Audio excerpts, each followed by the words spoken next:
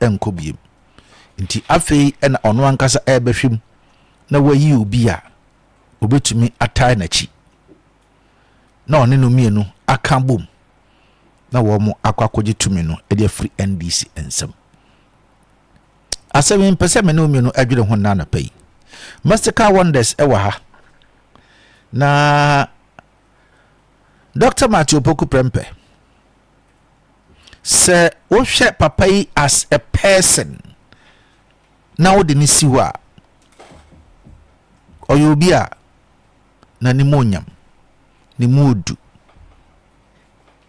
na den na beba ebema na nado danko akufuado enya agidie ewo Dr. Mahmoud Bawumia obude ne call 3 times ansa wo mo etumi agitumi na wo de obi call 1 term and 1 time we say Dabi, if what we are hearing is anything to go by, Mazika, good morning. Good morning. Say near yetiti ye de yen na so dia kasema. Dia na bema to you, Dr. Mahmoud Bawumia wakase obedropo napo.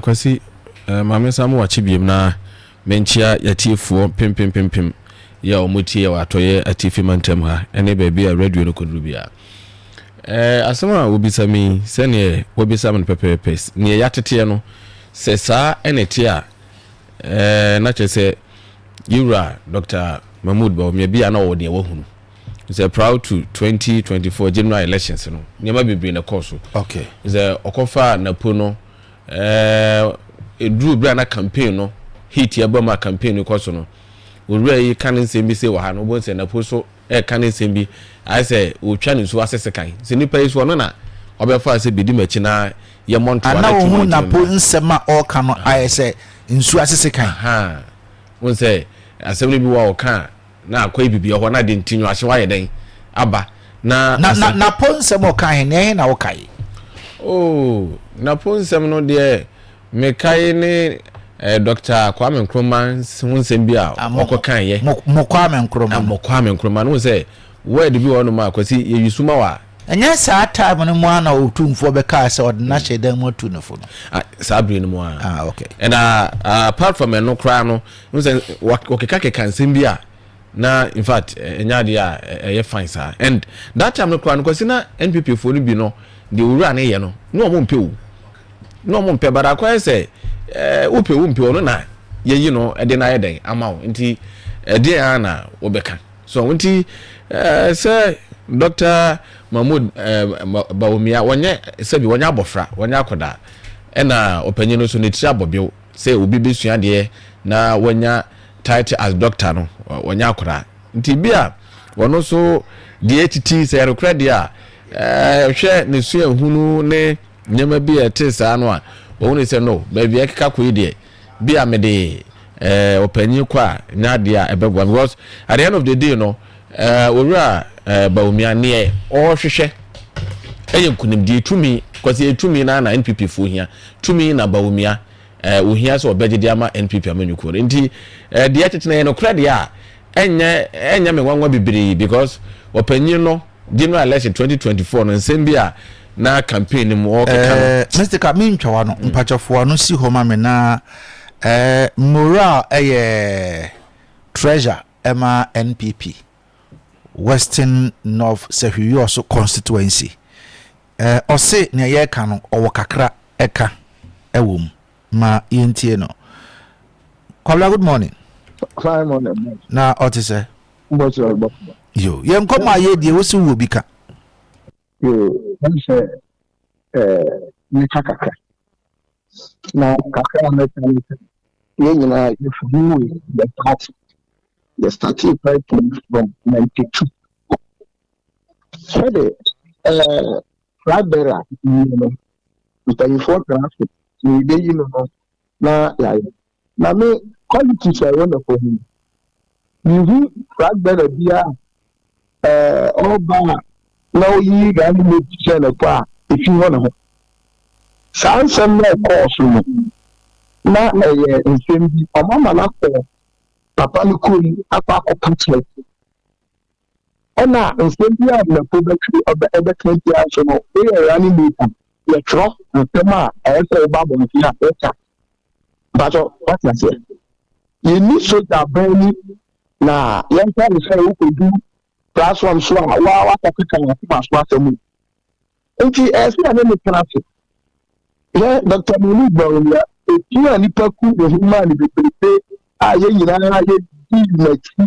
ɛde ne ba yɛ no ne yɛpɛ sɛ constitution ayini biara yɛ adwuma sɛ yɛbɛyɛ a yɛnim sɛ bi ne so ɔna ɛkɔ yɛde ne kɔ ɛbɛyɛ yi bagbala ɔkɔ so tena wɔakyerɛ nneɛma bi me mora a mekasa yi deɛ ɛkwan na ɛsɛ ɛfa so no ɛnoa na ɛsɛ ɛfa so papa no ɔyɛ communicator onim kasa paa na sɛ ɔbɛyɛ bɛsi ayɛ ɛbɛtɛki bɛɛ 2 hours ɔsɛ bɛfiri papa no ano baayɛ no wotumi hu sɛ nwoma wɔ mu nti kakra mɛka no sɛ ICT mpanyinfoɔ ɔmo nkyerɛ no na sɛ ɔka biribi a ɔmo nkyerɛ ma no na ɔmo ma no nka ɛfiri sɛ yɛbɛsesa no because wohwɛ NDC line a ɛfiri ɛba wohwɛ MPP line a ɛfiri ɛba obiara ni hɔ a ɔsesa ne sa ɔsesa ne ɛyi the vice why nti ɔyɛsɛ saa nneɛma no nyinaa yɛ folo na folo no sɛ yɛhyia no personal this campaign for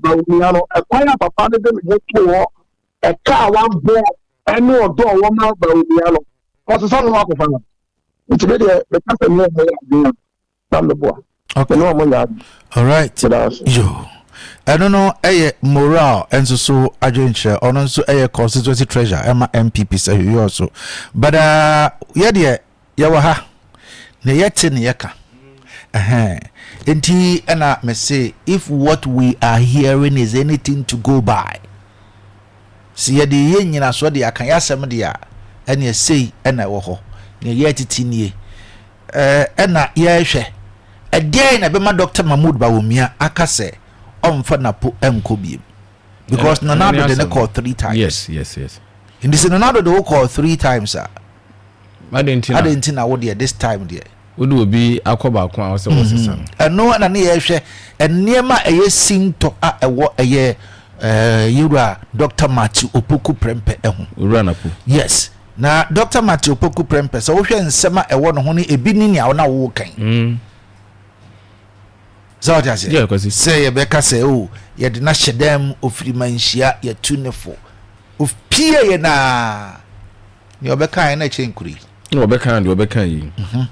Because one say language powerful. Yes, sure. Powerful party say, oh, can't asama. I was all share baby, a wujina. But what we say on campaign platform, so we share the euphoria, the people around.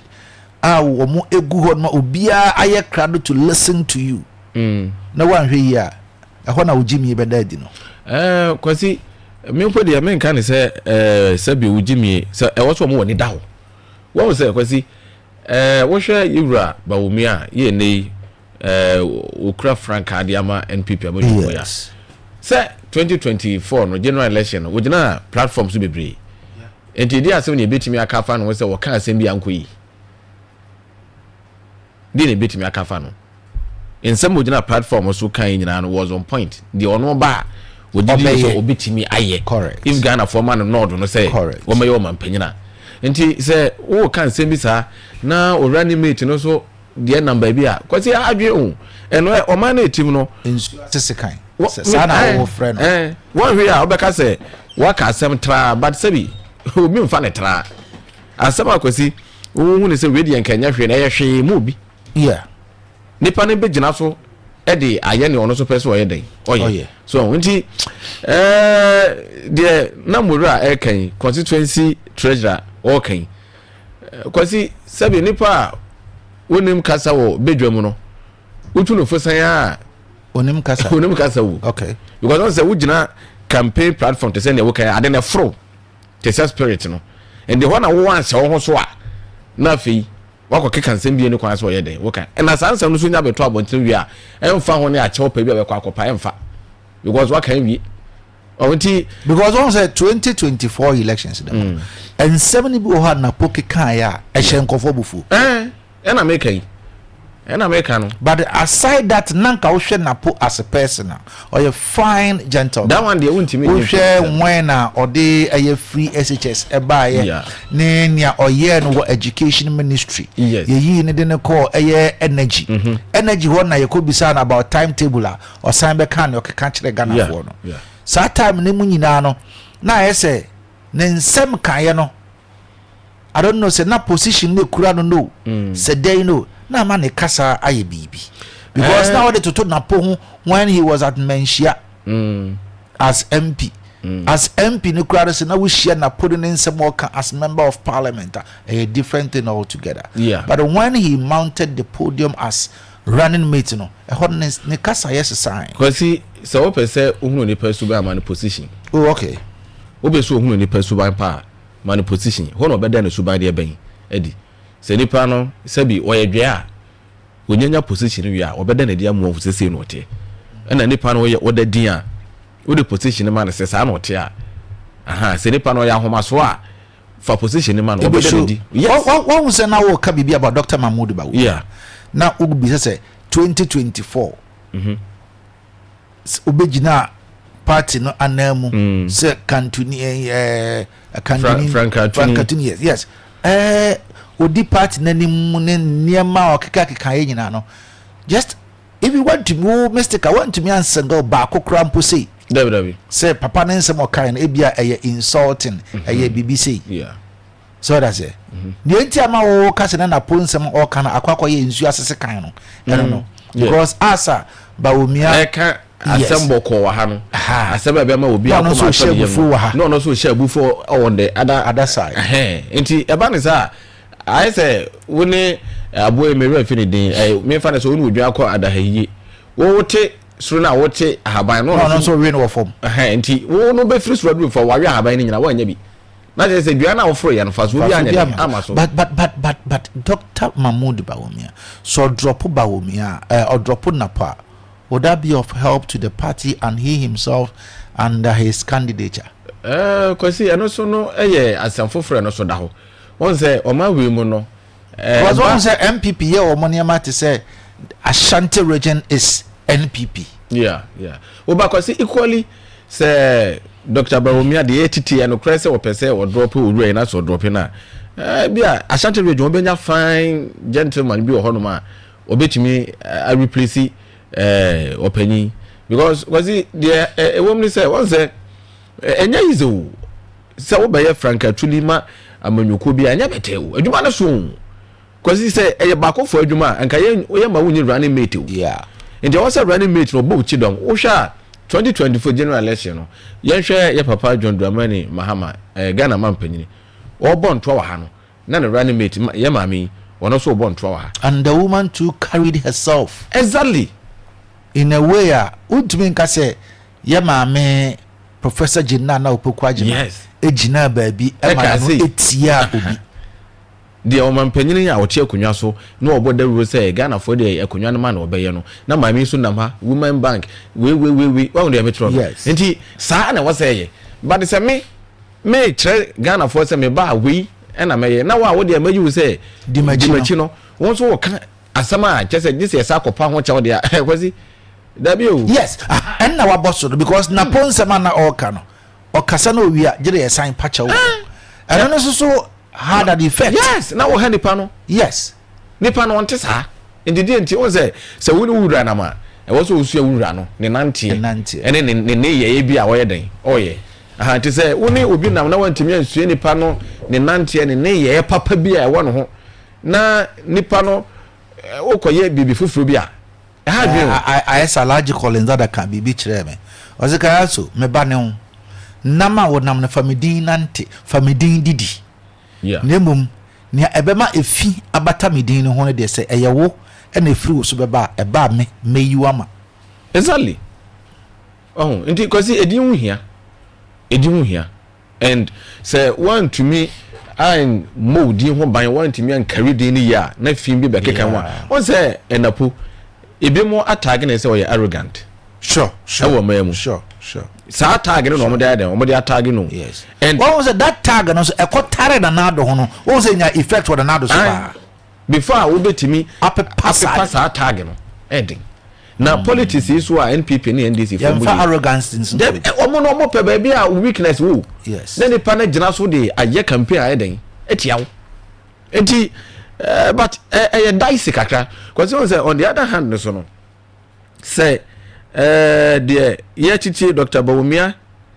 say no kra no timi succeed no say race so no so ye campaign through my NDC fu o me gina won ma bom papa say kwasi o mbe bo ho ama ho ate say ye kan say nkofu o mu ne ni so de hunu bia won say ne running mate ya within the 2024 kra na wasakeni efiri me bi ba obi ayi running mate ya oni ni pana na eba mahama ne prof ne buy no be su ye yes and was signing na ba no wa be win so by that analogy then it is like Bawumia will have to go with Napo. Yes. But ni person no twa wonsu asese kan. Na say kwasi adane de den. Oh, but on say an ebrewum from Sabria kopem 2028 says here 2026. Yes. Enti me fa na say roughly obey 2 years. E wo ye ne ma e be san kosim pie to say kwa akoto aba. Enti say eye no krese your papa yi wo peso yi ne a e na wonya ne ntam.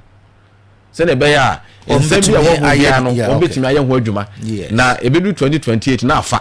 Yeah. Sa nkoba ne sa na say sa adwen wi wo ho se ya tete no mo twetwe na asia ma 2028 wo koye sa de wi akwasi amfa amfa ena again so no on betimi so ne yewura na post wa yeden akasa just as na mura e kan no and so possible now o ma guide ne speech na o ma na me kasa bibiri sa but if you so dey cause you so dey because sabi na po doctor onya bofra yes onya bofra and but your opposition bia ya the mawa I was say ubi bia no you manage oh yes any dey sanity o so say ya na ejina nipa bia ni suni ne ban se no si yeden etie say ukonye obi te say ye vice president ye nei o tie kunwa so ya on say tema wo bo ye papa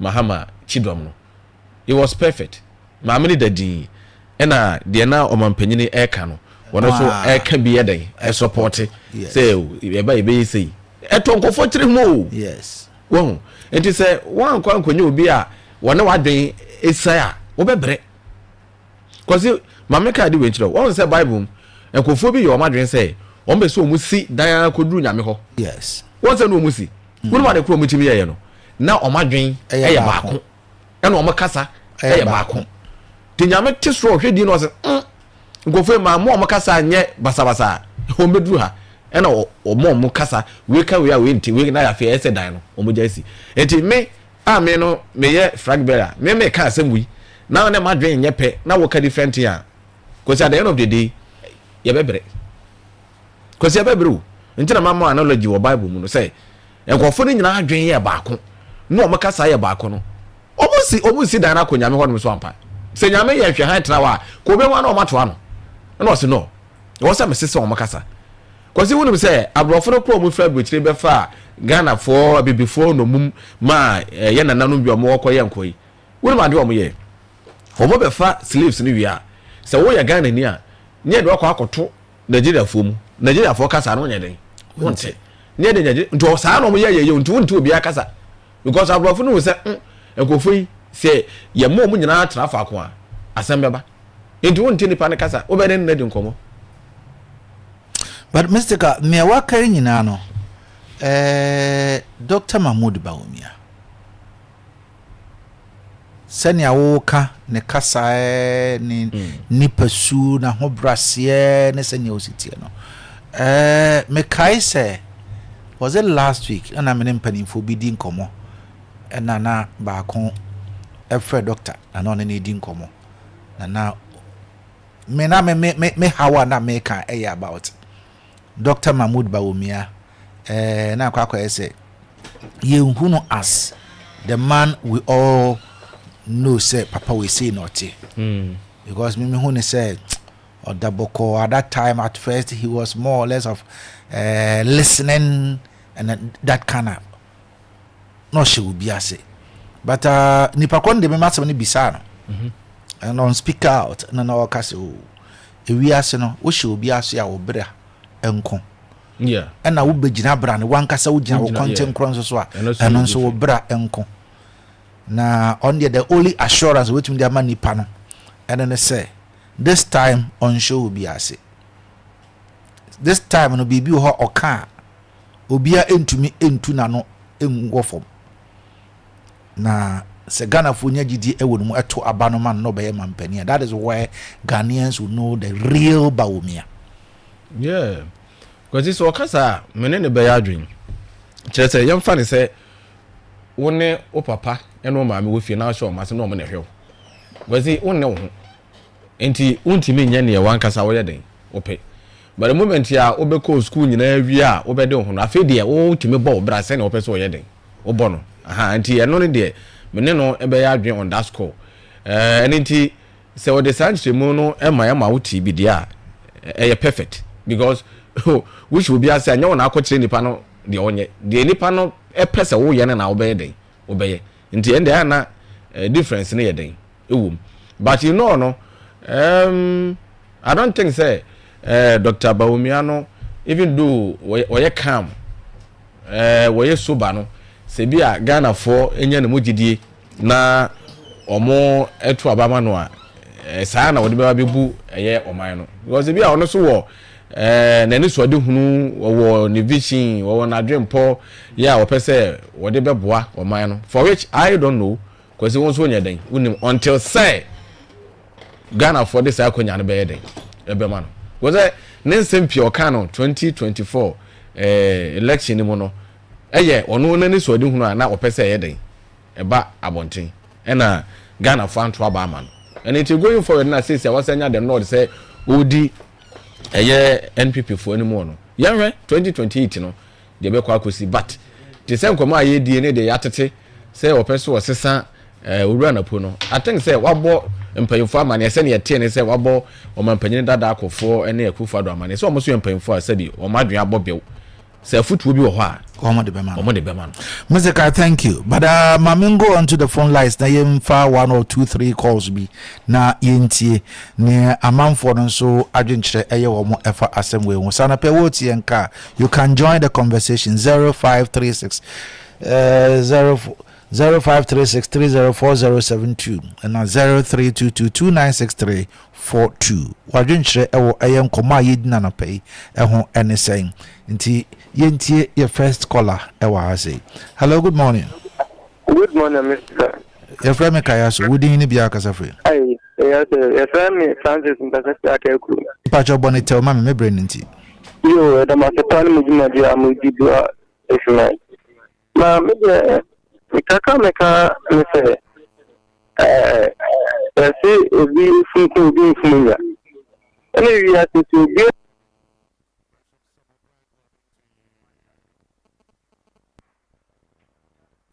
okay nya ebegia no na menua no kasa na ahoma no etikoye but your technical challenge kakra ewo phone no nti yemfa phone in segment no emfa ensi ha sei na bogati ayakrado ewo ha prof nso ayakrado ewo ha anapai menko enkonkotie wo mo ne yenhwe ensema enne eso wo mo a wo mo ede eba agudi mu nsem time for sports bogati ewo ha prof ewa ha anapem fast dan from Bayport Savings and Loans wo esenia wo de uhia ene Ghana card unya Ghana card na no processing fees no guarantor no third party nia uhia na Ghana card 30 minutes wonse betumi account loan enti amfa ho ene senia ne mesi so ya ba adwuma nko ade problem eni ho loan no yere amount 30 minutes time 24/7 ubenya usika dwinase na wo mo ewo Abrosanya eye MPP regional office ngo mu no ehwa na wo mo ewo nti from 0555568100 and 0209139848 Sarah so na me kamfo eye the bros phones the amount wo mo eton phones papa nyina bi phone ne ho aka de bia wo ne the bros phones a wonsa ebeka bi se wo pe Samsung wo pe iPhone Nokia ye wo laptops a hold on so ho ye ton ye wo phone glass phone protectors phone covers and a power banks ada pay Freya 0550981107 and 0543531524 ye wo eye dwuna ase boda ka bros na esro ho ana ye wo phone ho aka de bia no ye will be the bros phones saranso and akwantu ho nsem nyina fa nyina kokodan Good Works Travel Consult this year ye employment visa e de amankofo do mako Dubai, Qatar, Saudi Arabia, Kuwait amamako akoye adwuma no bi security guard, aviation loader, warehouse worker, cleaner, sebema anaso oba, dispatch riders, bus drivers, and our construction workers. Into the mobile PBR no fre 0548820920 and 0598661718. Omo ewo eye Kumasi Anoga Junction. Udru ho a omo eno bedi nkomo. Na ofre omo nso a nkyire mu bia no omo edebe ma. O pese osu utu ensuo ewo ofie. Jampra drilling service. Ase akwanya no enie afie ahodo schools ahodo sorry any nyumakuo nyina sempese mutu nsuo nko ade a bomfre numbers 0240686476 and 0243127868 ana abeko bibie ni kwa mekrom kwan no so a Jampra warehouse ye ho no ma eti anapay hwehwe yen Jampra warehouse e ho no oba Bonsi ho and our friend numbers am the two jay Bogati bosses of the process. Good morning. Morning boss. Apom Boss Vimy ya mura no pay. Thank you. Yeah, mura. Also boy them say them was pa. Professor Dr. Dawood. I saw the law pa we just a law for you. Who's a lawyer spontaneous you know. Chama dey pure me. Oh man me how buga. Boss they just see say wa me hear them that you in na. Now my baby can what's your friend Leonard friends what's my dear my senior my friend who is Leonard my friend who is Leonard Leonard friend Leonard friend my friend who is Leonard wow yes I'm ready there oh yes our bread was here Charlie Professor boss player Doctor boss player Dawood every boss player Oh yeah. Yes, you are looking gorgeous. Thank you. This morning. Thank you. You are looking observation. It's not good. Man, Kasai. Oh. Appropriate time. Yes, appropriate time. Oh, I am looking observation. Yeah, people are observing you. But I say you are also being observed.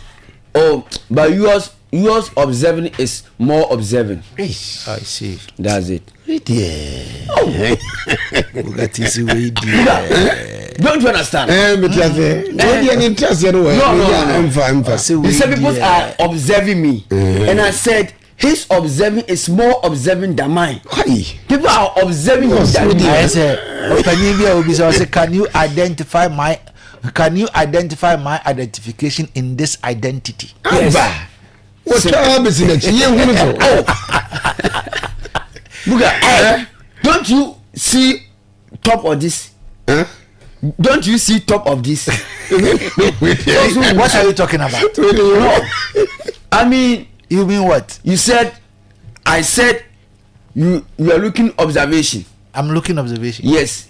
And you said people are observing me too.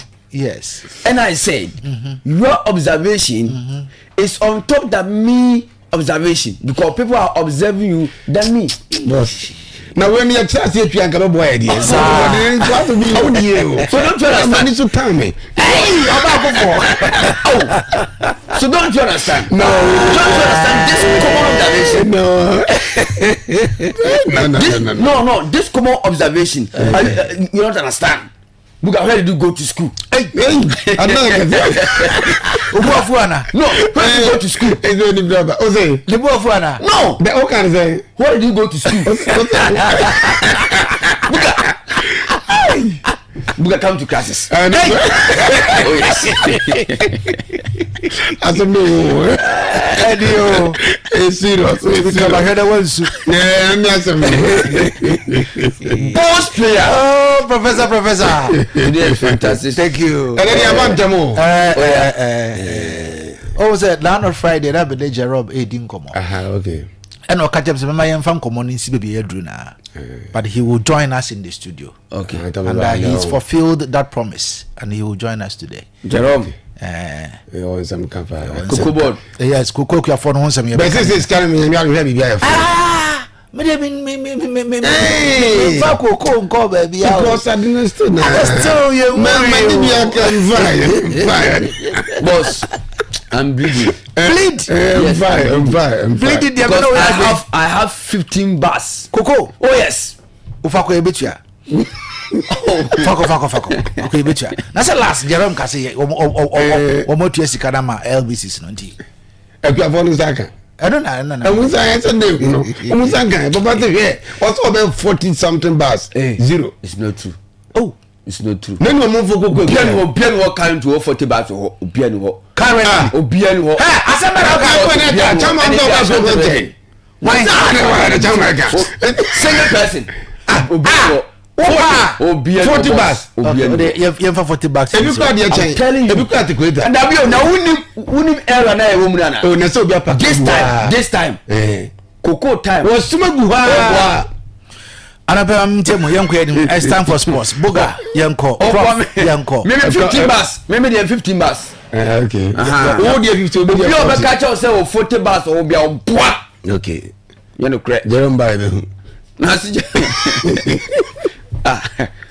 Biso o say obi koto ade crowds miniska na mi Coco oni Coco nso Coco fu nyina affect you say na mi say mo 15 bars na me de tie oni bi bra yes sir sabo ko de na mi adum weekends na omo aye start ya omo fase fashe no ade ya ne hu buga weekends enima nko ya mfama test enima nko coach ya dra ya lusu coach be pam ya dra de wo mo aye coach be pam some coach ki kan no paper was charge for kasa too much oh some some kasa too much also obi aba na ade na wonfa wo yambo e say oh hu say ade yesan ko fa keju na this is pam coach and then it's the pam that's what started try coach wa bon brutal coach be pam onche and then you be no adwuma yes and then you be no adwuma omwaye. All right, abusia ene adopo shesheshi adopa Koko yini nkamai ewa kudie mu nsam na yenhwe aye games ya eno nso na wonhwe wie yetimto twa na yemfa nkamo enso emro ebotwemodi enso ederepai eno Ghana Premier League enso timito twa March day 23 etibuga ti aye krado whatever resource enso na mase koe enso pe timidi atotwa na enema nso timi akoyenhwe eno ne Saturday games ya totwa yenhwe enfam ayeso tete na Saturday answer via ehye ekaba koba lisi naite omunso timi hye kanba ko yenya pay for one timi antotara ama tima ye fan party enso ko pomo 2 goals kama na no Chelsea team no na Chelsea team say ya Stamford page na amatra ho amateur FM Belly build the 17 position of Chelsea and so a ball draw a bunch of for fana akwa Chelsea red card after red card coach no wo wudwonya coach Chelsea red card coach Chelsea changes basa and coach ni koye game na koda nwe no Belly omo betika no 1-1 draw Chelsea share kabako ama Belly enso share kabako when some unit community ba ya fa Birmingham game no akoni college draw be to be on total Manchester City omo Newcastle United bomo ya kamino ama Newcastle United enso temete bako we aye Saturday Premier League games ya etotwa yenhwe aye tese we no on La Liga Saturday rain so is alert omo eshe ekapole podmiensa ama real of Viedo enso she ekamiensa yenya Rebetis omo ni Valkyrie Kemno akwa 1-1 draw yenya Osasuna omo Chimote bomani ekamino ama Mate etubo baku say ya na coach we somebody coach will be for the coaches emra just teams will be coach megyina ne mu na yewu se coach ni a na mad coach aba na no nwi just fero Belua we ti be coach we ti be coach to fe mate na mate Pelinka che na mate Kopoke na Belua just awurade akopon buga yes sir Belua say Belua de mfa sa mate wo bia mfa coach bia na Atletico mate adi Diego Simone ba among for the coach Hans Diatafrika moba na mad ako presente Alvaro Belua wanya assistant coach or head coach Edima Madi we adre ha dwen na Atletico Madrid anti Espanyol bomo ya kanai ama Atletico Madrid enwa otimi se Saturday man so timi koye pa ama Espanyol enso timi temomie no we aye Saturday kemsia entotwa enso La Liga yenko German Bundesliga enso Bayern Munich empo 3 goals ama enter Frankfurt enso timi temomie no MC Koro ashe kamino ama Hoffenheim enso she kamino a Union Berlin omo she kama kwa Bayer Kusin Antomiante yenya Woodberg ashe kamino ama Olberg kompome kamisa alu Belom seka omni bonshia totmo akwani 2-2 draw ama ne manso timi koye komo au form enso Italian Serie A masa omo ache timan ye fe tufe bomi akamino ama tume tim no anso temiante dume atrafi na so kubo koye duwar kwati yepa ama ne manso temi koye lesi anso tafia o man timanto tra ama Inter Milan akopomi akamino yenya kankari o mitime Felanso obian temianto tra we gamsa saltite etotwa yencha French Liga Lens ashe kamino Yes, Monaco, Akopomi Kamisa, Yenya Toulouse, and Susha Kamakwan, I Paris MC, and Susha Kamako, Paris Saint-Germain, Asha Kamisa, I'm a mess, and Swan Temiante, we a Saturday Kamsia, and so Timotota, and so French Liga, Yentre and was Sunday. And was the games etoja na and games no na otimise chacha tuepa and wa Arsenal Echese masa amanfo kese ASANTE no form ne nye asa entime kino nyansonwa opani femi ka tata sese wada wanyansole sese mkrobu bia mika tata eltono enya saketwa anwa Crystal Palace ashe kama kwa Wolves antimiante yenya Nottingham Forest omo antimia shebi ama Liverpool timno eko bunyaru gomuso Frosimo, Liverpool, Asha Kabako, Aman Kofoya Timiante, Sunderland Etrafi, Ama Fulham, Akomponi Kamisa, Aya Sunderland Ensono, Etimitimbaco, Anwa Totiam Trafi, na Totiam de Somasa. We be say recently Totiam Tiniman Koyem Famamo, na Anwa Omotrafi, Apache for Columwani, and a sent to Oligo, Tima, Yef Aya Totiam. And asa force tape just ayamwaka samutia a bunch of eze and the cancer first go and a column one abatie and a bunch of Victor Tokonis and about Kaldima answer a bunch of HSM eze and some sort of Hokao and a Victor Tokonis and so at the Pakao agent Victor Asha 2 Gosa and a bunch of HSM Bridge eze and so 2 goes come on and Timothy Aston eti answer epo to epo aye focus amateur Totiam etemu pako yentwe La Liga Getafe Antomi Ashemi Sevilla akopomi akaba MC Barcelona wasa enwa na eye soro koda Sansen Romania paper papa yasa ketwa a bunch of Mark Bena and the campo first goal a bunch of Frankie Dion at a Paco Cao and a family base and Sote Paco Cao Kama at Barcelona. Asha Campo Poniansa, I had Timo I just say, Pomokwa, I know your fellow Sausha. Fele 20 almost so intimiante ay Santa Vigo eshe Kamenua ay Mallorca enso intimiante Villarreal empoye Kamenua ay Valencia enso etemu pako we ay games and we toja yentre German Bundesliga Freiburg eshe Kamenua Borussia Mönchengladbach etemu pako Sempoli eshe Kamenua weta Bemi enso timitu pako FC Hantem eshe Kamensa Stuttgart enso she Kamensa yentre Italian Serie A Genoa ɛhyɛ kɛmɛ sa Torino Antomiante Atalanta ɛhyɛ kɛmɛ no Napoli ɛtimu baako AC Milan Antomiante bi ɛma Poma ɛkɔtwɛ mu aboɔ so ɛka baako a AC Milan Antomiante ɛyɛ soma ɛhyɛ kɛmɛ saba Cremonese ɛnso Antomiante enti abusua wei ɛyɛ kɛmsia ɛtotwa ɛno a ɛnɛ Manchester United ɔmo gyakoro ɛnɛ sampaye betwa ɛnɛ sankebe all eyes on you ɛnɛ team of Everton for mo blue enti ɛnɛ mo Everton ɛnɛ sɛ bo 8 o'clock Everton against a team a yɛfɛ Manchester United enti Everton ɛwɔ so mo timi address mo yɛ adwuma a masa maso peti me ɛhye oko La Liga Deportivo Alaves ɛbɛhyɛ ɛyɛ Girona Sauko French oko Italian Serie A ɛyɛ Fiorentina ɛbɛhyɛ Pisa oko HSC team a yɛfɛ Bologna ɛnso ɛbɛhyɛ Udinese wei ɛyɛ Kemsia ɛna ɛbɛtimi atototwa yɛntwɛ table no ɛnso ɛwɔ Premier League no ɛna La Liga na memfa se na buga ɛmfa fisa no ɛnso bɛtoa so ɛsɛ table sina sakɔyɛ ɛsɛ Arsenal ɛwɔ 61 points kama nit kama pa Man City ɛtɔ so no ɛwɔ 56 eti atriye konse ya ɛyɛ sɛ na wɔsɛ kɔ no Aston Villa ɛtɔ so miɛnsa ɛwɔ 51 Chelsea ɛtɔ so ɛne a yɛwɔ ɛyɛ 45 Manchester United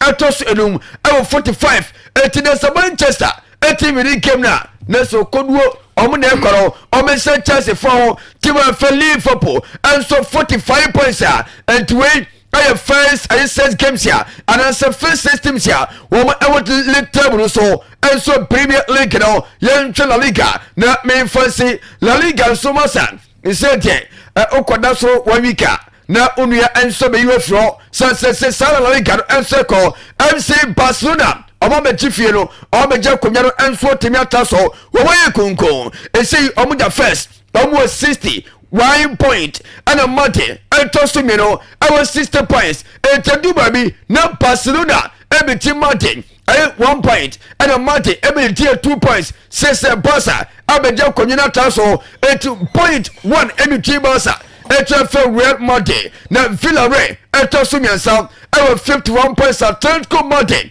ɛtɔ so 9 ɛnso ɛwɔ kyɛsɛ ɛyɛ 48 points ɛnso ɛwɔ hɔnom a ɛnya sɛkɛtɔ ɔntis no toro mami nya so na yɛmfa ɛbɔnsam ɛnsiɛ nyame yɛ atoba na sɛ mpɔ no mmienu pɛpɛpɛpɛ ba na the latest of the details and more ɛnso ɔtumi da bɛ Bugatti ayɛ krado yɛnti afisɛm wɔ meda ase pia msafo na no pɛ me so me ba fie na afa afisɛm kakra bɛn so me saka bɛn wadi me wi a sɛ de kaka to na sɛ ade kyɛ bɛ morning show no na sɛ ɛna no pɛ ano bɛ hye bruta ma me kɔgyina se na me nkyɛm adanfo baako yes yɛfa ne sɛ fire adanfo pɔ na me di ade fom anapɛ ma me nkyɛm na afei me kɔbo so mɔ so ne ma me baako yɛfa ne sɛ mama love ɛna ɔdi the birthday ma me na no pɛ special birthday confirmation sɛ na ni kɔmɔ ka come weekend si Ghana Premier Mark week 23 the games awodo pina no etimi kɔdɔ na pɛ no resource nde ba onim sɛ vision for temperature kanu miensa ma BECHEM for enso etimete kanu mienu ezena start traffic shockingly and she ma ho ina so antimi anse na fei out of plans for traffic ma bibi ni go start akɔhyɛ ne kan bɛnu out of line team no etimete kanu baako basaka only start traffic share 1 All Blacks etimate kanu bi kana for traffic share 2 level next they say obia ebu omu lusu 2 goals 0 just say 11 on the team no and so etimate nature start traffic share baako dream sasi and so share baako samatas etofia shebi media team no and so etimate emom uwramu wenchi sport stadium young opposite team na go team no akɔkyɛ ne ka ne mmienu Johnson wotu na afei Claude Paul ɛhyɛ ne ho because what team share 2 young about the team no enso entimate ɛka no bi hard for 14 no pom ko hyɛ ko nyina no wona transfer hyɛ ma bekum Chelsea enso entimate say and league table the team media madi kan 45 points go start ɛtɔ so mmienu 42 points hard for 14 no ɛtɔ so mmiɛnsa 40 points go the team no aba ɛtɔ so 9 38 points and then stars ɛtɔ so enum 38 points Samates ɛtɔ so nsia 36 points carry na the team no ɛbɔ homode pa wɔn ɛtɔ so 34 points Heart of Lions ɛtɔ so nwɔtwe 30 points. Vision FC etosun crown 30 points. BECHEM not the team no etosun 29 points. Nemo Uramum ewo 2 back na Holy Stars etosun 2 back 29 points. Nations FC etosun 2 mienu 28 points. After James FC etosun 2 miensa 27 points. All Blacks etosun 29 27 points. Bekum Chelsea etosun 2 27. Nemo Wemo and I boya omu akọ relegation saying that here 16 position young opposite team no omu to do here omu 26 points. Oh United etosun 2 so 24 points. 11 this year omu ya di omu beko omu the chat with only 9 points for that no pay. You don't want something but you share the top scoring chart room. Samata Kumi Osina Academy Biani Gold Stars was set 9 goals. August Nokra Osina Academy BECHEM United was set 9 goals. Richmond Opoku Osina Academy Young Apostles was 8 goals. Imandlano Osina Academy Nations was 7 goals now for Prince Cheneboa and Osina Academy Nations after for pay was 7 goals. But no one 7 and never say and coach Sene Kasa put himself Prince Osu Waya Juma and no Kasa Sabrina Oko Wenchin Babena Kasa Obani want man couldn't be so quay at one who died to was in the crap no muddy tabby ye says so much want to share 2-0 against young Apostle Prince Yao so their coach. I don't know what you know. Yeah, it means a lot. This is my first win. Definitely make people recognize what I can do. Yeah, coming to this game, was there any pressure on you, especially losing to ASANTE coming to this game? Yeah, there was a pressure. The players themselves, they felt it. So we tried to talk to them to forget about the pressure and then concentrate on the information that I want to play. And they listened to us. It worked perfectly today for us. When we had our 2 goals, that's when it shows a lot. So. Now, just a brand of Mubana, but now when it's opening, Okwana, some other way and so did Pamu, and you don't know, she was at Senior Quadia. League, oh, Baba, the Tati, that's you know, I saw a crack. Check it out, Bomadi, say games, no meeting, when you then, now you come over to my league, yeah. KOTOKO met me account, you interview. Yeah, it's a close to the gap. We're trying to close the gap little by little, game after the game. But this is the first one that we said no. We don't have to lose this game. We have to win and then get prepared for the next game as well. If we get that one, yeah, it means we are getting closer to it. Yes, the planning for from the honest, and that's what I say. You might that one out was a future radio will be name at the chamber. So what you said, you might know here in case somebody want to say, no matter not to us, 1.4 now, in Are you looking forward to stay the future with KOTOKO, the future with KOTOKO? No, that's up to when the time comes. I cannot decide right now. Thank you very much. Now, teams are now opening the war for my son. I would say, I got a team idea. Oh, yeah, what you want to say? Well, now, I would try. A bit more pump when it's time, and I would try. My mentor on a pump. You didn't come a crowd. When you said some of what do you say, coach? At my break, come chance or so. Just on the war, football as a place, the bomb about crowd. What the match has the team in Tinica crowd. Yeah, I'm not happy at all because that's not the motive, the reason why we came here. We came here to win, but it's quite unfortunately we drew with them, so I'm not happy due to the position that we are now, of course. Now, in the first half, we saw that a system that you practice. As we are coming, we know that ASANTE is a big club. They have a very good technical team and the individual players are really good. So I told them to compact at the back so that they cannot penetrate. Yes, tactical man. Some about the chance and I am quite now. Your ball against us. That chances way now. Your team has gone down. I don't know cheap. And I did the man to see a coach. I don't know how to work. Or the champ said, "Hey, draw your body." You know. I think that we still need to improve on our decision making in those very key moments of the game. I think that we had every opportunity to have at least scored a goal, if not more, but to score a goal and then we don't control the outcomes. We can control how we have to do, how we have to set up, but the decisions. Well, we support the son of the most valuable player. A player for Salidu Muhammad Akwadawe, Ojinachua, where Pampimpa, Yentu them upon a pay, Yan Pamunsi, a brother Sianasa, my family boss. I was upon a an area, a body of a better snap, a good Muslim Pino, a son so what a form Ghana pay, so that when he said Nano at the Ababadum meeting, at it, watch it, Freddy, but my friend said, Boo, got tea, I'm out.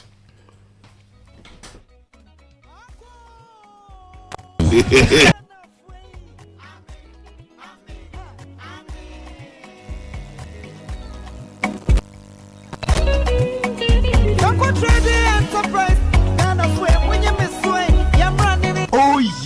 anuanom Franco Trading Enterprise we die wabama ye nyina o enei yamfo car enkwankoto phone biem yamfo car enkwankoto TV biem Franco Trading Enterprise the original Nokia phone, Samsung iPhone, original smart TV from 32 to 100 inches. Franco air condition, Franco Trading Enterprise, the fridge, chairs, and ketua, and yakasiye. Nina be ediaba, washing machine, microwave, blenders, generators, gas and electric stove. CCTV camera. What na hore? Wabo Franco Trading. Kesa ba fiti wo yese yiwa. Kesa yango foka ko. Yimbo ko ti yo leche Epra TV, mobile phone, washing machine, microwave, blenders, gas stove, ya fe generator mo mboko ti dia. Nka bo di chef awon yichirara. Yo le Franco Trading Enterprise. Boya ya kan che phone papa fie. Kesa se hie ya ti jurapa. Minua ba bia obenya nyoma papa ato. Eye Franco Trading Enterprise. Enei Franco Trading Enterprise. You was a Juna say, Yanni Ghana Cocoa Board and a board and chair. Obey your friend number 0202 608 858. Franco Trading Enterprise. Quality, not quantity. 0246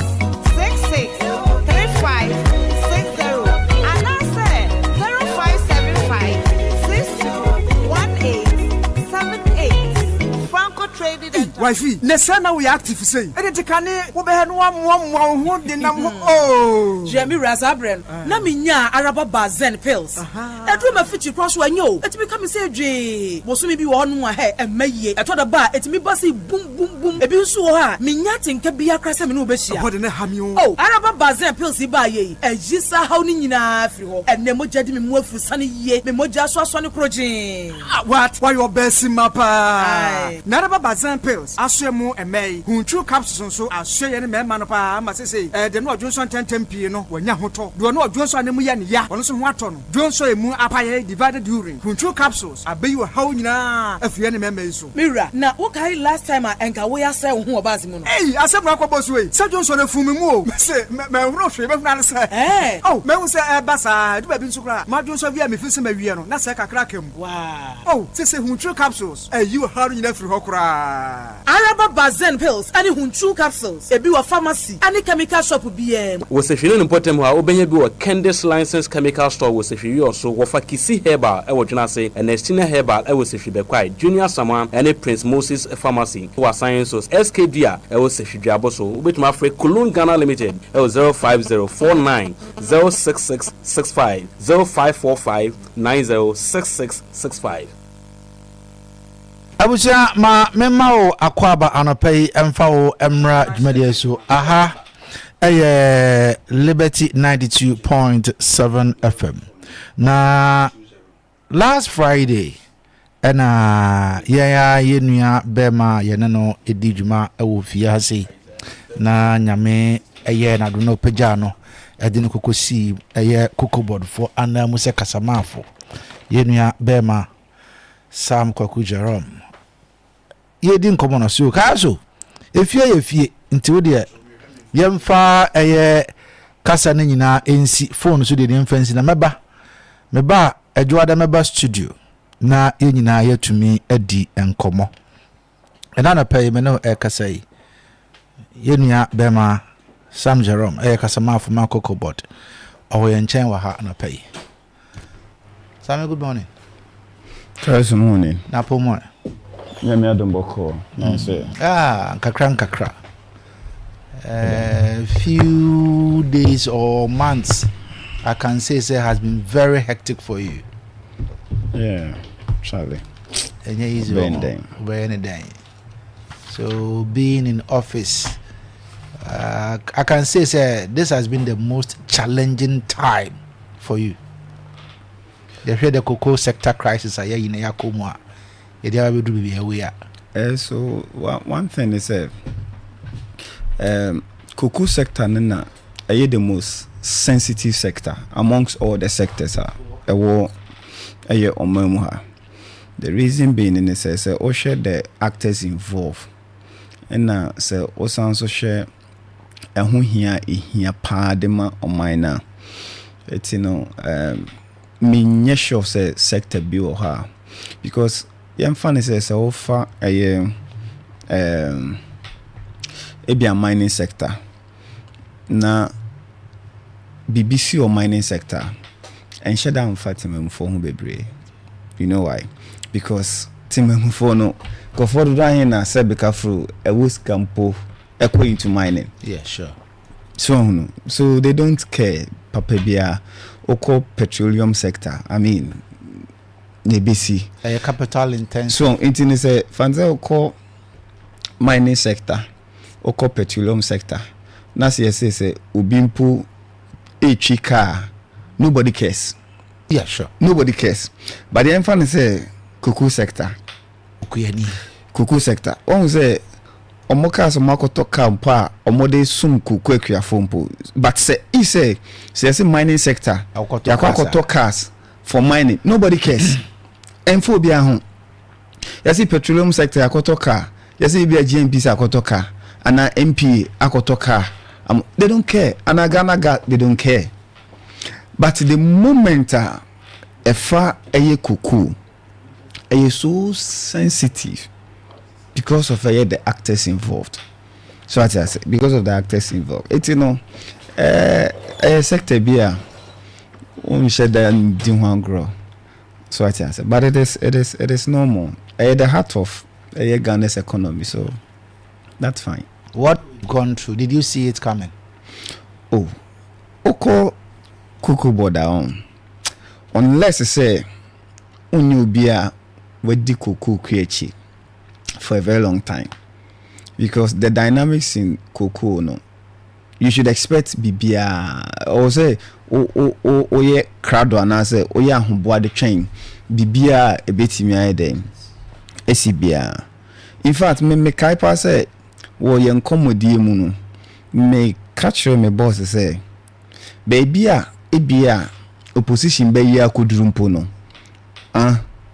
omu so what I say, because me predict so mo be A B C because me one of them. So no me one of them into to me ehunu eye anamontu a eye omo be den onu betutu mo ne ade intina me hu say miracles mo abeba baby anye den anye mama bebre so to me no bibi ani ho a me Jerome as a person there shada bomi ho ana say me ka say bibi a sronko no enye bibi sronko bia Near ye call mu a obi beka se still ye da so ewom ye mfiri mu to you then I want to say a major contributing factor ema this very crisis. Oh share a say nkomodi na chase anu nkomona na yedi no. Okay and na mama main chiampo. Okay chiai intino yes say o san kofa yinchi ti mama nchi a impanyfo a etie ne anapan na nititro ne ye nananom ne ye papa no mahemfo ma yinchi a won na yinchi asofo ne imamfo na fin so no kukuakuafo nyina ye ma menom ye papa nom ye nananom ma yinchi a won ene anapai icha won kwan sonko so na afin so no all the political parties in ma mincham enia baby a kuku board ene o hwe nsem a ekoso a eye nioma bebre ena edi aba bedru baby a ya den ye dru no na won say etoda de a eye me ya ne say ye de kuku no eye amanyosem beka say obi beka say Jerome oye politics with kuku no kre minyane nye den emfiri hu no kre your videos wo ho a eye me na meka eye kuku nsem ene as to kwan a na me fi say sabre na wo say ye den ye faso ba baby a ye me ya kakra ene say one nsem no abano so obi ti baby na oye ne politics and major on metiase because so o share kuku sector na one bit me gina to abano it memo obi wini elections ɛtumi ma obi nso yɛ dɛn ɛlusu elections nti no ɛnyɛ nwama bebree sɛ ɛyɛ politician bɛka sɛ ɔfa ho ayɛ dɛn ayɛ amanyɔsɛm that is fine but sɛ yanka nsɛm no ankasa na ɛwɔ hɔ no yɛwie na yɛayɛ yɛ amanyɔsɛm a wobɛhu ne sɛ nipa na ɔbrɛ no ɛyɛ kokokuani no so atase nipa na ɔbrɛ no yɛ kokokuani because me de bia meka sɛ sɛ yɛsɛ me okoko bɔda na me ho wɔ mfa so a ɛyɛ kokokuani no nti na ho wɔ mfa so because yɛyi koko akuafo free hɔ na yɛnyɛ kokokua bie mu a wokosi dan akɔyɛ adwuma wɔ koko board mfa so obi anyɛ dan ɛni so no nti ne nkɔfoɔ na ɛna ɔmo so na ɛyɛ Ghana kora gyina baabi gyina no sɛ asɛm ne ba na yɛ ama wɔn ante aseɛ na yɛ mpɛn ho pomasi bere na yɛ de yɛ politics as usual na wobɛhu ni sɛ na ɔmo no ɛyɛ dan ɛbrɛ na mmea na ɛyɛ me ya sɛ ɛyɛ yɛ nuanom MPP foɔ no ebitimi ayɛ dan aka ana ɛde ayɛ amanyɔsɛm te sɛ deɛ ɔmo yɛ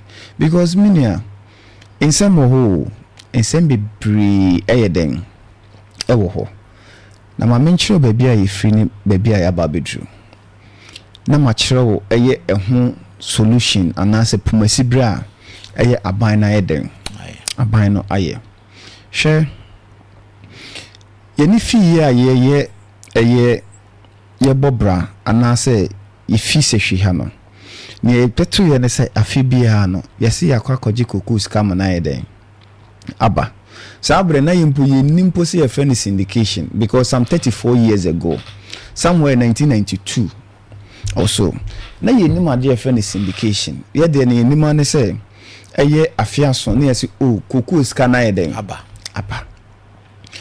ɛba sika tumi bu wɔ yɛn sɛ hwi ha to the extent sɛ obi kura tumi kɔgye obi manso mpo ɛyɛ dan ɛtwema no because sika yɛ dan ɛwɔ yɛbotom sika tumi bu ama yɛn sɛ hwi yɛn na ka dada mpo no yɛn yɛ dan yɛn tinam nti ne sɛ nke wɔ 2026 ka yɛ 2025 mpo no ade sɛ wo pa yɛn kyɛm pa sɛ asan so ayɛ dan yafo ɛnyɛ saa wo yɛ taxi driver yɛn yɛ dan yɛmfo na kyerɛ sɛ sika ayɛ dan sika aba na abosia na yɛ kokɔgye no deɛ wɔ ho ne sɛ the moment abɛkɔ akɔgye bosia no ɛkyerɛ nneɛma mmienu even though ɛwɔ disadvantage but advantage no ɛne ne sɛ one unya sika bɔtene ɛde ba wo man ni mu a ɛyɛ afeni mu nyinaa no ode yɛ den ode tokoko nti no untempo da sɛ yɛsi ebia yɛ tokoko na sika nya den eniho because wakɔ akɔdi sika no na odi sika na den aba na wetwa kɛse ato nti odi ama ɛyɛ companies na etokoko na efe omo LBCs no na omo nso di bia ma omo diwo ene omo pieces akrachefo no na omo nso akɔ sebe yenkura na se na omo akɔtokoko na omo de aden na omo de aba nti ya yesa nhihyi we sa from 92 ebedu 2023 na ye sha ase ye den enya oha ebedu 2023-2024 ohawa yenya ne se sa ekwan ya yefa so nya yenkuku se sika no ene se afinimu no na ya ne broni no yakono na aka kire ne se abrofo emu amoto yenkuku no eye sa afimu no ye ni das kwan se ebetime nya koku no ebia be se 50,000 na sa 50,000 no Mose ya huska na yesen Mose ba ku bia ye 10 million okay into 10 million dia 50,000 ye beto mu 40,000 ayeden amam into sa 40,000 na ye to amam e bia ne sika ye 100 million ye sign contract no obehu say ye de sa contract no ekoye e guarantee mpo e kan sen otwim nyina susu gina anase nyina ho anase ebia nyina so bia ye di gina so ne de akọ bank say oh me ne eye adwumaku we assign contract sɛ mɛtɔn koko se ya ma no se nti we ya dance de krata nti gina so na fa ye den fama misika so na bank no ma gina so no ma ye den no ma ma ye eye sika no nti o mu gina so ma ye sika no a nipa no a ono assign contract no unim say ono so was some obligation be at the massa bank no but also what I say nti ubehu ne say si de koko no eye den ekwa ne de akwa akoma saa eye nipa kro no omo di koko no a ubonso omo di sika no na mo de ama bank bi wa ama no ne yefe ne Ghana International Bank na mo di sika na eden akoho omo di sika no ko ha na Ghana International Bank nso di sika no akoma eye won a e wo se ye di sika no ye den ye di won ka no ye di sika no eye bank no eye banks no na say we protocol se on beka se receivers no o di akwa ye den o di akoma won na 2023-24 no ye ne omo ko sign sa contract ye bi si betimi supply ana ye benya koko 800,000 metric tons so no na sa 800,000 metric tons no ye de ye ton emu tio ye ton emu be say 96% o say te cry den e de ama wo mo na sa 96% o say de no say o kind no eye tons no eye 786,000 metric tons out of sa 800,000 metric tons no ye ton 786 e de ama wo not just say aka barely about 14,000 tons per ina yenye den ina ye keep you ha omuni yes sign contract ni nyinara eye den ewie ye omo sensan wie ye no afi yemfa koku ni nko a uni mi etumi de koye ni etumi de koye ye be say 450,000 metric tons per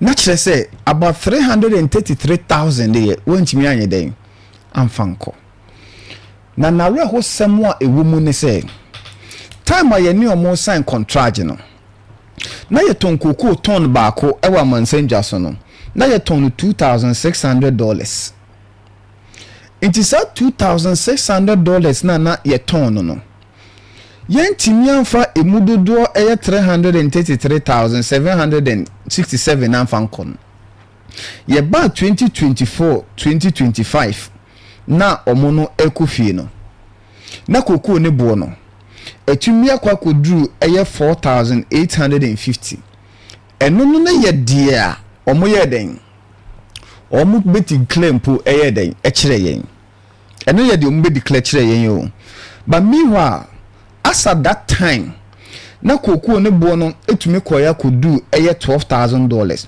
ye bebe no so but my yemfa even 4,850 now omo de ye nkuntambu na ewukuku board nkrata mu my yemfa enonye adwuma it is be declare 4,850 a na kire say difference a ewu 2006 and 4,850 no eye $2,200 yeah $2,250 $2,250 intina e kire say 2024-2025 na omuni di be 3 months na omuko fie no owura around the buy no sa koko 333,000 na obetua ho ka no odi koko a ne bo dene ina ba betua koko a ne bo nye den enye den intina kire se koko ton ba ku bia odi be ko bia no na e wo se aban ni koko board e bo kire ka $2,250 na chesa wo de buy yin sika mu a na eye be ye se 250 million ton ba ku bia which is 16 bags no na chesa wo so bon wo ka 250 million na wo di tia eye eka no a eye aban dada no eye den eja wo ho no enti minia ebesi ne around the buy no watime tia emu eye 235,000 The 333. Yes, what we 235,000 metric tons a day. Every mo. It multiply by 2,000 $250. Ubenya $528 million. Wow. So what I say? Ubenya $528 million. What the buy in Sikamua? Almost about 6 billion Ghana cedis. Ghana cedis. 6 billion. Over 6 billion Ghana cedis. When puye nkrata nkuntabu na me say omuni ja wo kuku board eye nkrata mu no ayeye eye sa nkuntabu yi na che say almost sa sika we eka no wa mo aden wabo na ne ya wo hono ne say sa sika we eye sika nka ewo se eye den ebekwiani no eho na emu kakra mpo ye den eka kuku board But in Pacho, whether 2024-2025, yes, did the MPP go for that syndicated loan? Maybe bedro. Pacho what I say? Maybe bedro. Inti na kire say a car na yetu afimu no ama kuku board Ghana ban ni kuani no ayeden abo abranka say sika we minia yebetimi ayeden e dia bukuani no ho bra ahiego. Now enam say yentumi ntia yes akawe anas yentumi an supplies at 333,000 into you be do 2024-2025 no ye say ye kwa kopesika ye friend syndication near the ababeto yekuku tisia nia na wo kan 2023-2024 2023-2024 eno na omo kwaje sa 800 million eno na ye can say ye be supply kuku anko 333,000 anko no after so omo kwaje sika no after so maji syndication. Okay, intini abaye nimu 2024-2025 yes, it is 2024-2025 no enyo mudi 3 months pay wo mu no yes, omo ko fie correct sa ebre no omo ye so omo ko pesika omo kwa manane obia se scan ye nyeden ye man. Okay, ena bruni no a otokoku no se eye Cargilo se eye Olamo se eye Barry Calibo se eye denyo omo se okay bank bia mpese obema osika yen ye be yeden ye be ma osika na wo da yeden wo da tokoku no na time wasa abrofo ne kaso mo be ma osika no na woni madwe na itachire na adwe itachire ne se sankofo we ayi kokubon yampe kwan bi anka sese ye be ma won sika omodi yen kokoka from last year which is 333,000 but so what I say intino sadia yen kan kiro mo se ye be ma won sika no a omodi beto kokoo no ye be ma mu bi na ye ma mu sika no ehon hyehyeye a ewo ho ne se yen kokoo na wode yen kan na wantumi an supply ye no fire day fabreye na sa odi breye ya ye pen ebo dada no a ye no ye den esan contract na ye ka so I say yes, ye pese odi breye sa ebo no na enu ne ye be den ye beje nti enu no na ma sa e ka we ye den e ka na mabu hunkunta ne kire no nti wonni sika a wodi beto kokoo ni nti no o se supply ni kokoo no a eye den ewo ho no ansana matimi kura no wasan so akọ contract foforo assign ne eye ebo foforo na eye den ewo ho no na chese we na friend so otimi fo timi wo a owo ka wa ye den efo beti eno mo ne ye ko san hyehye no ena aban no MPP aban ene kokubo sa abre no oye den nti oru around the buy no na e was say san hyehye no oye den odisu because I am ra when na sign contract 2024-2025 correct so no ena oyeye nti nisika ye nya bi boninu na ye den e ma osika that is eye buyer funding model na ye kan ena nkakra ye di wie eye sa 20 bankasa ɔde tokoko ɔde yɛ den ɔde tokoko na afia na ɛyɛ nafe no saa bere ni nyinaa no still na koko board nkrata mu nyɛ den ɛnyɛ a bank bi betimi ayɛ den amoska na ɛnyɛ sɛ ɛnyɛ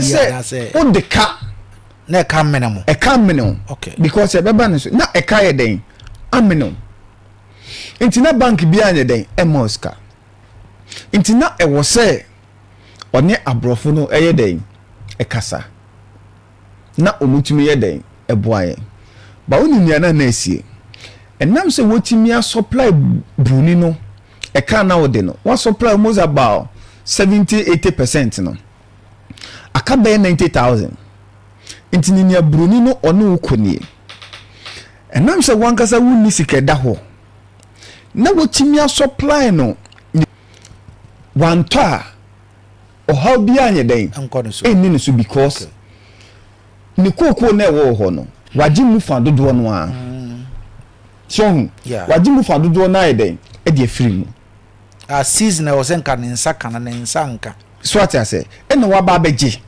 nti waba abɛgye afiri mu no that means ɔwɔ kookoo ɛyɛ den ɛwɔ hɔ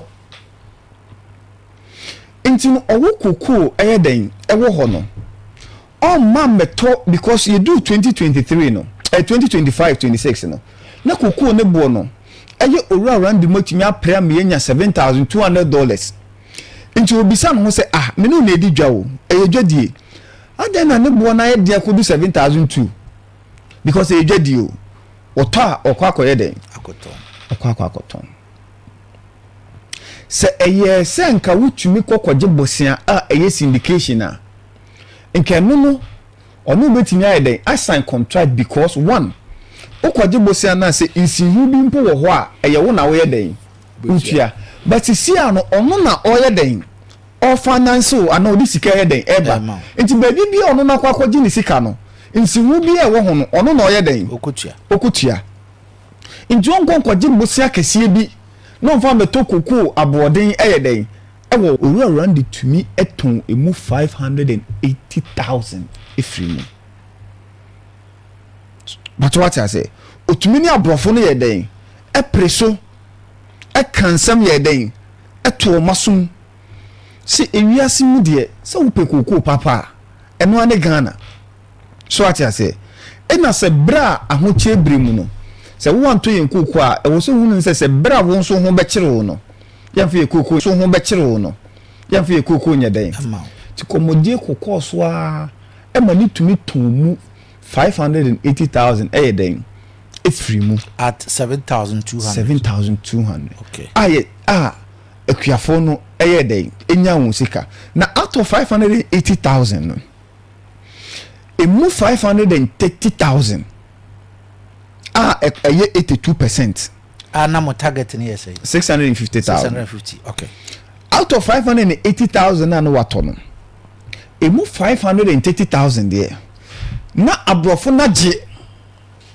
ya di ama wo mo omoje a ehu sika no nkomodi we sha se meka of koko ene ye den koko d'Ivoire 2.4 million bags of cocoa na koko d'Ivoire unim sa brand kuani no wo koko board na into the koko ne ye den o de fa ho eko because infasonti na edidwa anameboa fasonti na edidwa we bisa ho sa question we say adenti na enna ye say Ghana ati ye koko so no ye mfa koko ni koko d'Ivoire na aka na ye say ye to no uni say 70,000 ebetimi ayede abro because ebi mu wo Cote d'Ivoire omode omu koko eyede e de bagana because Cote d'Ivoire for wo be say 800,000 metric tons wo ho mo pese omo yeden omo ton ebo na yeden ebo na say minia ye wo western north enwa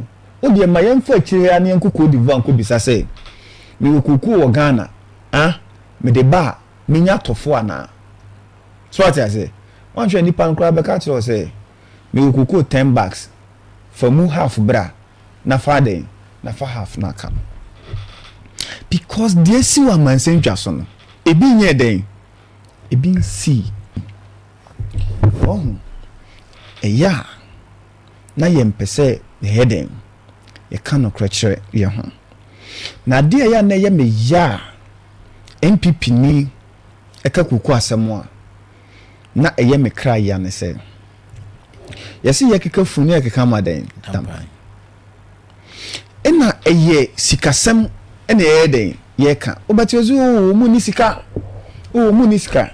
ma menchi o eye dream ene abro a MPP aban edi kuku bosa abre no e boy uni see about 2025 yi na kuku bo the car yabo enkwa ye 32.91 billion Ghana cedis obi antu so obi tu no 32.91 billion one eno no ye number 1 number 2 unu ade a eye me a ye di hie nyina no me kan pain se eye MPP aban ni kuku board eye mpanyifo na ewo ho that time ma menchiro mu oba Western North a adwuma ba ne eye enye kuku ne yeye inti about 80% of sika yenya no yenya di free day kuku mu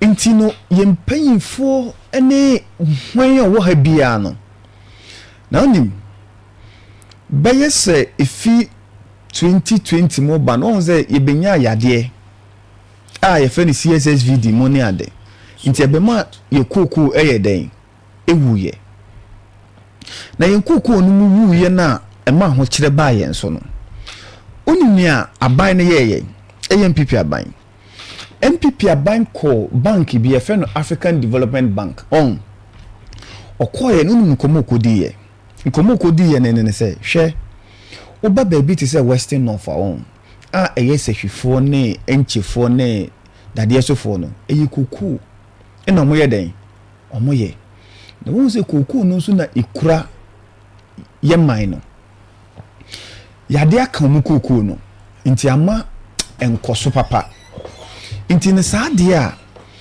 mommo ye mbosia eye 350 million in fact buseni na nye 350 million buseni na ye 600 million basa 600 million no emu eye 350 million yasi ye BCC Western North for yenkuku na yade ayeden akano no nti so kaya omodi dwumadi bi ye se ba ye betwa okuku ye twa ni ama 10 million so ti ase ni ye ose ni ye twa okuku no ni ye bedua ni aye yi ni nyina no na eye aban de eye yen Western of kuku akuafo din ayeden akwakoje busia mpacho ati ase nti na nye aban sika bi a owoye den eda ho na mum no eye kuani no a owo Western North no ena waye den ye di ni din akoje busia se ye di besiesie ni kuku na ho na bank ni bisa se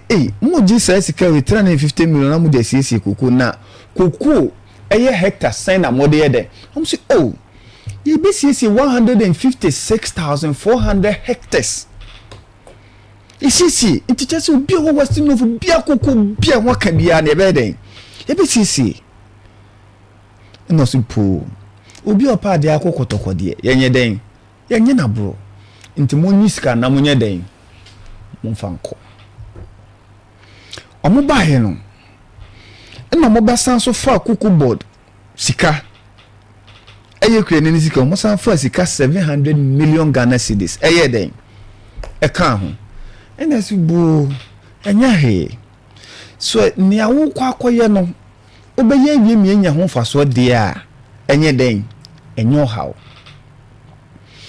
ena mo yeye minia unu mo mufi aban mu 156,400 no metimi aye 40,000 hectares per naturally say about 116,400 o mentimi anye den o mentimi anye mihu sika we nyina aye den asa na sika we ya asa nyina no eye koku kuani no bre ena wose ye de ye den edi tia sa sika we because enye Ghana ban edi mu no ye den okoji na mum eye koku kuani no a wo Western North no the di mu na de ye den koji nti wo se kuku ne de yeden edichia so within the cocoa sector no akabia bi o so de cocoa ne kusi anan kuku na so edichia I see so what I say ti kuku kwani no ina oyeden na utia nti no se wenye bibia ma wase a se gienya nya den emo no kro no o de kawe ato eye kuku kwani no so anso ha o esi ye kuku root na kuku root no ade a ye ne se afimu no wakwakọ wohunu kuku dudu apese oton na wohu ehu sika no se sika no ye 100 million a ebi emu 70 million de ye de makuku akuafo no 30 million na aka no ye chebi de mo to kuku omo a omo twi kuku ene ehu ka nyina ye wi a na ya tix ka no kakra to nchense ye de be den ye de be kuku kwan na kuku rules esha ase e free is it 2000 is it 2008 ebedu eye president Mahama Abreso ana okono unka na yede e kan na yede nyinara e kan na yede nyinara was eye 5 billion but what I say if you president Kufo babesi president Musa babesi president Mahama na eka yede ewo kuku root mu nyina yesen eye 5 billion ani yede 5 billion Ghana cedis onim within president Akufo-Addo buy no president Akufo-Addo buy within 8 years ni kuku board na ewo ho no onim ka ye bet omode be kan 21.5 billion 21.5 billion Ghana cedis na nia eye yampo ne se oni sa kwan ne bi ne de ma owura wontumi wo ekire ha sei no akontomra ho no wan se mo Jeffrey nse a omunye ye no se mo Jeffrey nse pese mi cho se enubia eye kuku botika so ati ase na uka kuku botika eye kuani ne ndrai sika na won sa 21.5 billion AC 2019 2020 2020 2021 2019 2020 2021 ina eye den isiye sa bre no so no na bajeku aka kire kuku board say musika samonye nti mamonye den mamonye kuku root owura board akun na kuku board omoka so what I say and the moment nipa no beye kwan no ye 1 kilometer po na ode hu krata be wa ye frɛ no eye IPC na interim payment certificate na awo so ye den utua ne ka within 3 months when tua ne ka na insi hu eye den ewo wadi kuku kwani na bro sei wadi na bro asa aka no ewo se kuku kwani ne sanso ye den etua sankrofo we no enenne omuka se yen ko pesika aba se sika we nyina ye den enwunu hwe omu boto no a ye de se kuku no boto no e fe ni jute sack kuku boarding hihye mu no e wo se wo hwe sa bribia no wo be ye se 2 years 2 season e ho boto e den e wo ho na ansa na obeye saa eyi no ewo se ohwe hunu eye kuku dodo a ubenya anase kuku dodo a wunya no afemu no into 2021 season ekwa wiye no na boto aye wo ho eye 94,615 boto na boto ba ku bia no eye bill into na 94,615 bills na bill ba ku bia wo mu 300 eye jute sacks 300 bottom akoma 300 into for 94,615 by 300 ubenya 28.4 million bags $28.4 million bucks. Neba ne say na man for simunya bucks mfa kokoko. Neba enye no kra neba. Who divided by 16 na ubonzo obenya almost 1.8 million tons of them kuku. It is that 1.8 million tons no. At least a bit media konhefa 3 seasons. Yes, sure. It is not just say 2 seasons nimpo no. Ye wo mane ye den ebroso. Ye wo mane ye den ebroso. It is not just say kuku board in krata mu no. 2022-23 nka ye hia boto. 2023-24 ena nka betimi akase ebia meye den mekra boto said ye be ya ebekwa kosi. But adwene a eba yenuanu mutirimu ene de omoye ene ne se sa 2024 2022 ne omoye omkokra boto 75,000 moto 75,000 bill until multiply sa 75,000 after banyane wo ho no after ne ye wo be 3 years wo ho no ana ye hia boto for the next be 3 years no omu gina so kokra 75,000 bills unu mehuska ehuska about $14 million. So upon near what can you now? Minwie yo. Minim say wonwie. But on minwie yo. Tie. Sa 75,000 no. Unim enam say omu hia ni nti no. Ebedu port no ni omu kofaye. Omu ku yi mu be say 74,000 pe. Na chese about 1,000 omanye den. Omanko. Ena nkofo sanso wi aye kuku hwani ne boto no. Nkofo sanso fa ko ton ye. Omu sanko ton gu so. Obedu 2023-2024 was also across 75,000 BM, about $40 million. Unim enumpo de unu okoyi mu 17,000 pe. Emu about 58,000 wankwan koyi. After the shortfall of 1,000, you know, another 50 plus. Wasanso kokra 75,000 bill. And yes, oyimu 17,000 pe. Kokra 74 no but omu yi mane ka 1,000. Ena anu achi no osan kokra 75,000. Emu 17,000 pe. Eh. Not just say emu 50 almost 58,000 there wanye den when you wanko ho. Nti anu no wo ho e wo port wo. Kuku kreni no kutua.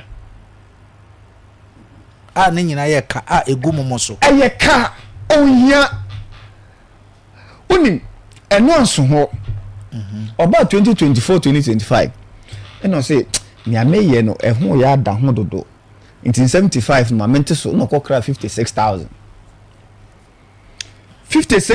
unim no koyi ye oyi 546 56,000 yeah 546 intino 546 inokoyi nti emu about 56,000 wanye den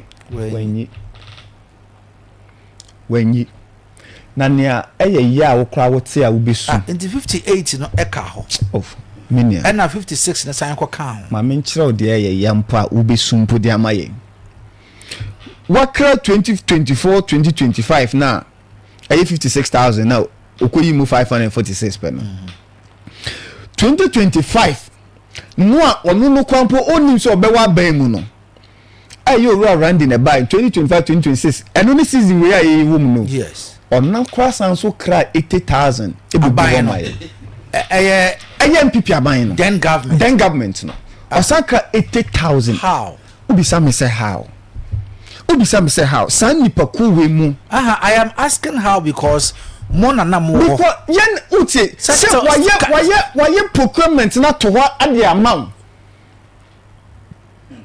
unti say oh okay why to what the amount enti what did you do 2024 mona mo hia enti uti unya no nim ne oyeye odwene hu say saban no sesa kra no a na ye ni ho a obi betime betwam enti ne ayeye ne say yen sign contract ye bank na wo amonani e friend Ghana International Bank o issue krata bi e any irrevocable letters of credit. Correct.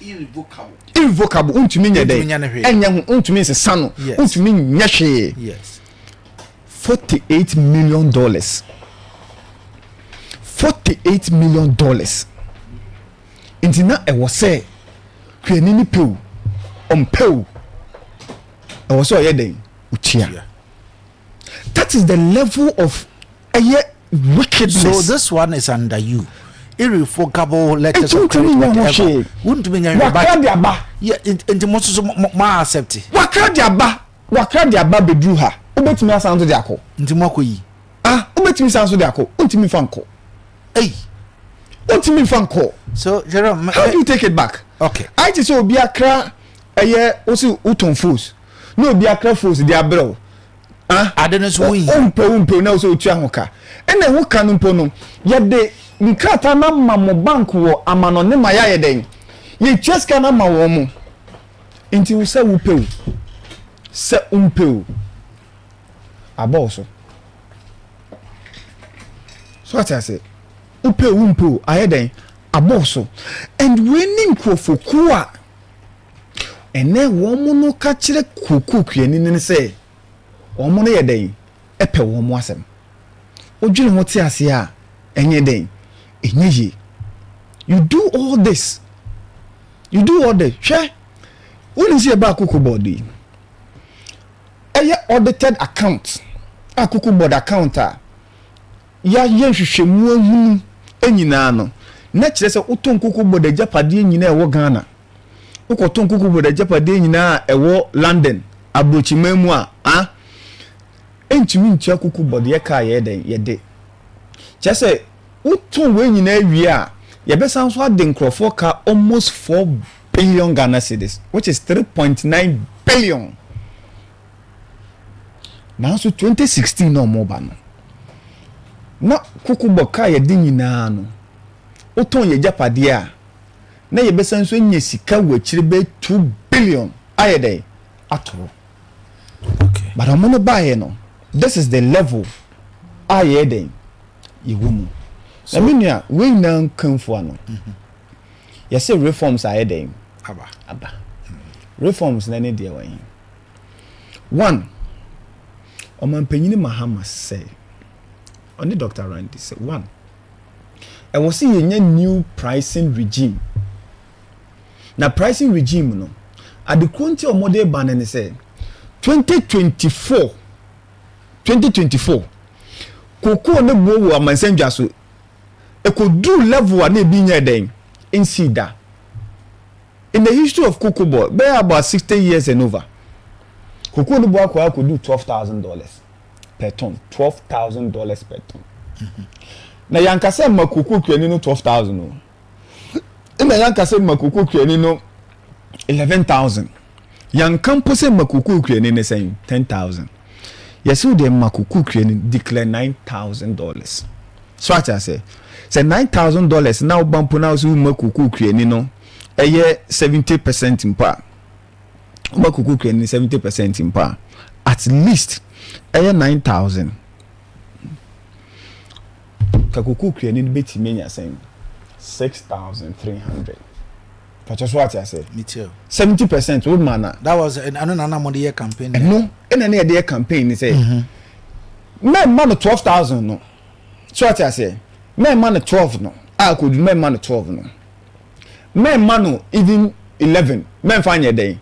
Men farmer no 10 kra men fanya den men fam makuani no na mum no kachi kuani ni say wonya sen wonya 9,000 mpanya na de makuani no 9,000 no be money mu 70% which is 6,300 eno na kakuani ni be den obenya omo anya farmer no wonya farmer no okay and no in a President Mahama say never should it happen again because ene won say kuani ni sika no ekọ fom no affect amansen nyina no twani ni sika yeden akofom ti sa dia yema enye mra ye mra na sa 70% na say edi makuani no eto da krampo 2024 no o man be say 35% yen fa nche mra mu say ɛmfa ho ne aban bi a wɔ so biara no de biara no kokuku ne 70% ne de ne nsa bɛka number 2 kokuku ni no sɛ ɛbɔ no kɔ so amansan dwa so a ɛwɔ sɛ woyɛ den utum ebiew sɛ wo ankasa nso wo sika no ahoɔden no kɔ fam a ɛwɔ sɛ kokuku ni no ne sika no wo san so yɛ den atum that is a depreciate a wo san so yɛ den atum ɛma no number 3 ɛbɔ depreciate a wobɛto yeah usidi no depreciate a sort as say usidi ni depreciate a ɛwɔ sɛ utum ɛma kokuku ni no because saa brɛ no sika ho sa bɛka fi ama no ne no emu ɛbɛkɔ animu na kokuku ni nso ha yɛ ahwenhan no but yɛ de hyɛ emre no mu nso okay because me mra no me hu akan bi yɛ de hyɛ emre no mu nso sɛ kokuku bo no tia kudu baabi a ɛwɔ sɛ kuani no yɛ dɛn ɛbrɛ ɛwɔ sɛ aban ɛyɛ dɛn ɛbɛmu ɛbɛsɔ ɛyɛ kokuku ani ne dɛn te sɛ nyanka yɛ wɔ mu sisi ai so ate ase ɛwɔ sɛ aban ne bɛsɔ kokuku ani na se te sɛ nyanka yɛ wɔ mu yi wɔn sɛ aban ne ba mu bɛsɔ asene ɛka sɛ dia na ɛwɔ hɔ na ɛbɔ no so teyɛ no ɔma wo $150 million faka ho na fa tua makuani no itubon sɛ aban no a step in ayɛ dɛn aso kuani na se woyɛ no fi hɔ a ɔse kwan afɔ so nya sika ɛde to kokuo no wɔn sɛ mprempren a wo mu no obi na ɛkyerɛ ɔde ayɛ because onyɛ dɛn onni sika nti ne saa de a mepɛ sɛ koku bɔ dankasa ɛyɛ dɛn ɛpɛ sika ɛwɔ ɔman yi mu because sika yɛ dɛn ɛwɔ ɔman ni mu nanso no kaya so wo ukɔ bank na ka so yɛ adwuma wɔ ɛyɛ liberty fm so liberty de si yɛ ni mu ɛyɛ adwuma ku nkɔ baabi a na mu kaya so yɛ pɛ sɛ ɔyɛ ade ba akoma yɛ fa wo pay slip ɛyɛ dɛn ɛbra wo pay slip na ade ba no dia bank ne pɛ sɛ ohu ane sɛ unde ka bia yɛ dɛn ɛwɔ so sɛ de ɔma sika a wobɛtumi ayɛ dɛn atua koku board nso na yɛ nkrata mu abanda de yɛ dɛn ayɛ mfimfran mi nti unim ne a ɔmanpanyi ɛka yɛ ɔsɛ saa de koku board mo kana mo de no yɛ kyikyɛ mu a mo de Bank of Ghana mo de ɔmo kana bi mo de Ministry of Finance kana bi mo de koku rules ka keka ni na bu ma ɛboro bɛ 10 billion Ghana cedis saa de a yɛ so saa ka ni nyina mu yɛ convert mo ka no to bibi efe no equity na kyerɛ sɛ ɛyɛ yɛ ba benya share bi ɛyɛ den ɛwɔ mu nti mo ka na mo de ne de yafa aban yɛ ne saa sɛ de ɛbɛyɛ a sɛ kuku board ne nkrata akɔ abontene ɛkɔ bank bi hɔ a bank no betimi ayɛ den ama kuku board sika patwa so ate ase betimi amma ne sika ama afemu ni nyina no ensi da sɛ ebia kuku board enye sika nye den ento kuku the last one value addition in say first ni time ye kuku ni nyina almost about 70%. Say they see 2023 no ye do almost about 95% den ekusi awowa omampanyin say that be sisi akoko bia ye be den ye be produce oman mu no 50% enye den enka oman mu 50% pe na monkoton na ne yepese ye ka oman ni mu no ne ye di yeni wonwa edandan kuku mu no edi ye chocolate edi bi ye powder edi bi ye say liquor money ade butter money ade no wo mu no fa saa 50% na eden aka no eno no be boa ma omatimi ayeden atre omata ba mu edi nyuma be eden ebeba ebio ebema abrofo no a omope Ghana kuku no omotimi abaga na de omo companies ayeden abesia because onim say beans na eye beans papa o wiase amansan nya na Ghana beans say 50% aka ha dia obeyeden obenya beans no intini say obe the company ni besi ha obenya supply of the beans ebema ono nso ayeden afa adwuma inti obehu ne say adwuma no mbefa ni nyina no ne ebetachie ne say ewo se koku kuani ne ba kuku board amma no scholarship asan so ahwe no wo university no sankofo no na wo se sa enwumaku no ehwe won kane so hunu enti na adwene pa etachire ne se kuku board asan so amma kuku kuani ne ba scholarship no mma na ko university awie free a wontu ahwe no saa nnwumakuo wei nso ofa adwumu a wɔn a ɔhwɛ wɔn kane ɛyɛ kokoo kuani ne dan ne ba because me nya adwuma wɔ liberty wie nkɔnkɔgye pay ɛwɔ ndc head office so what I say nti sɛ me yɛ kokoo kuani na ne ba deɛ a ɛho fa so deɛ no se ya na yɛ dan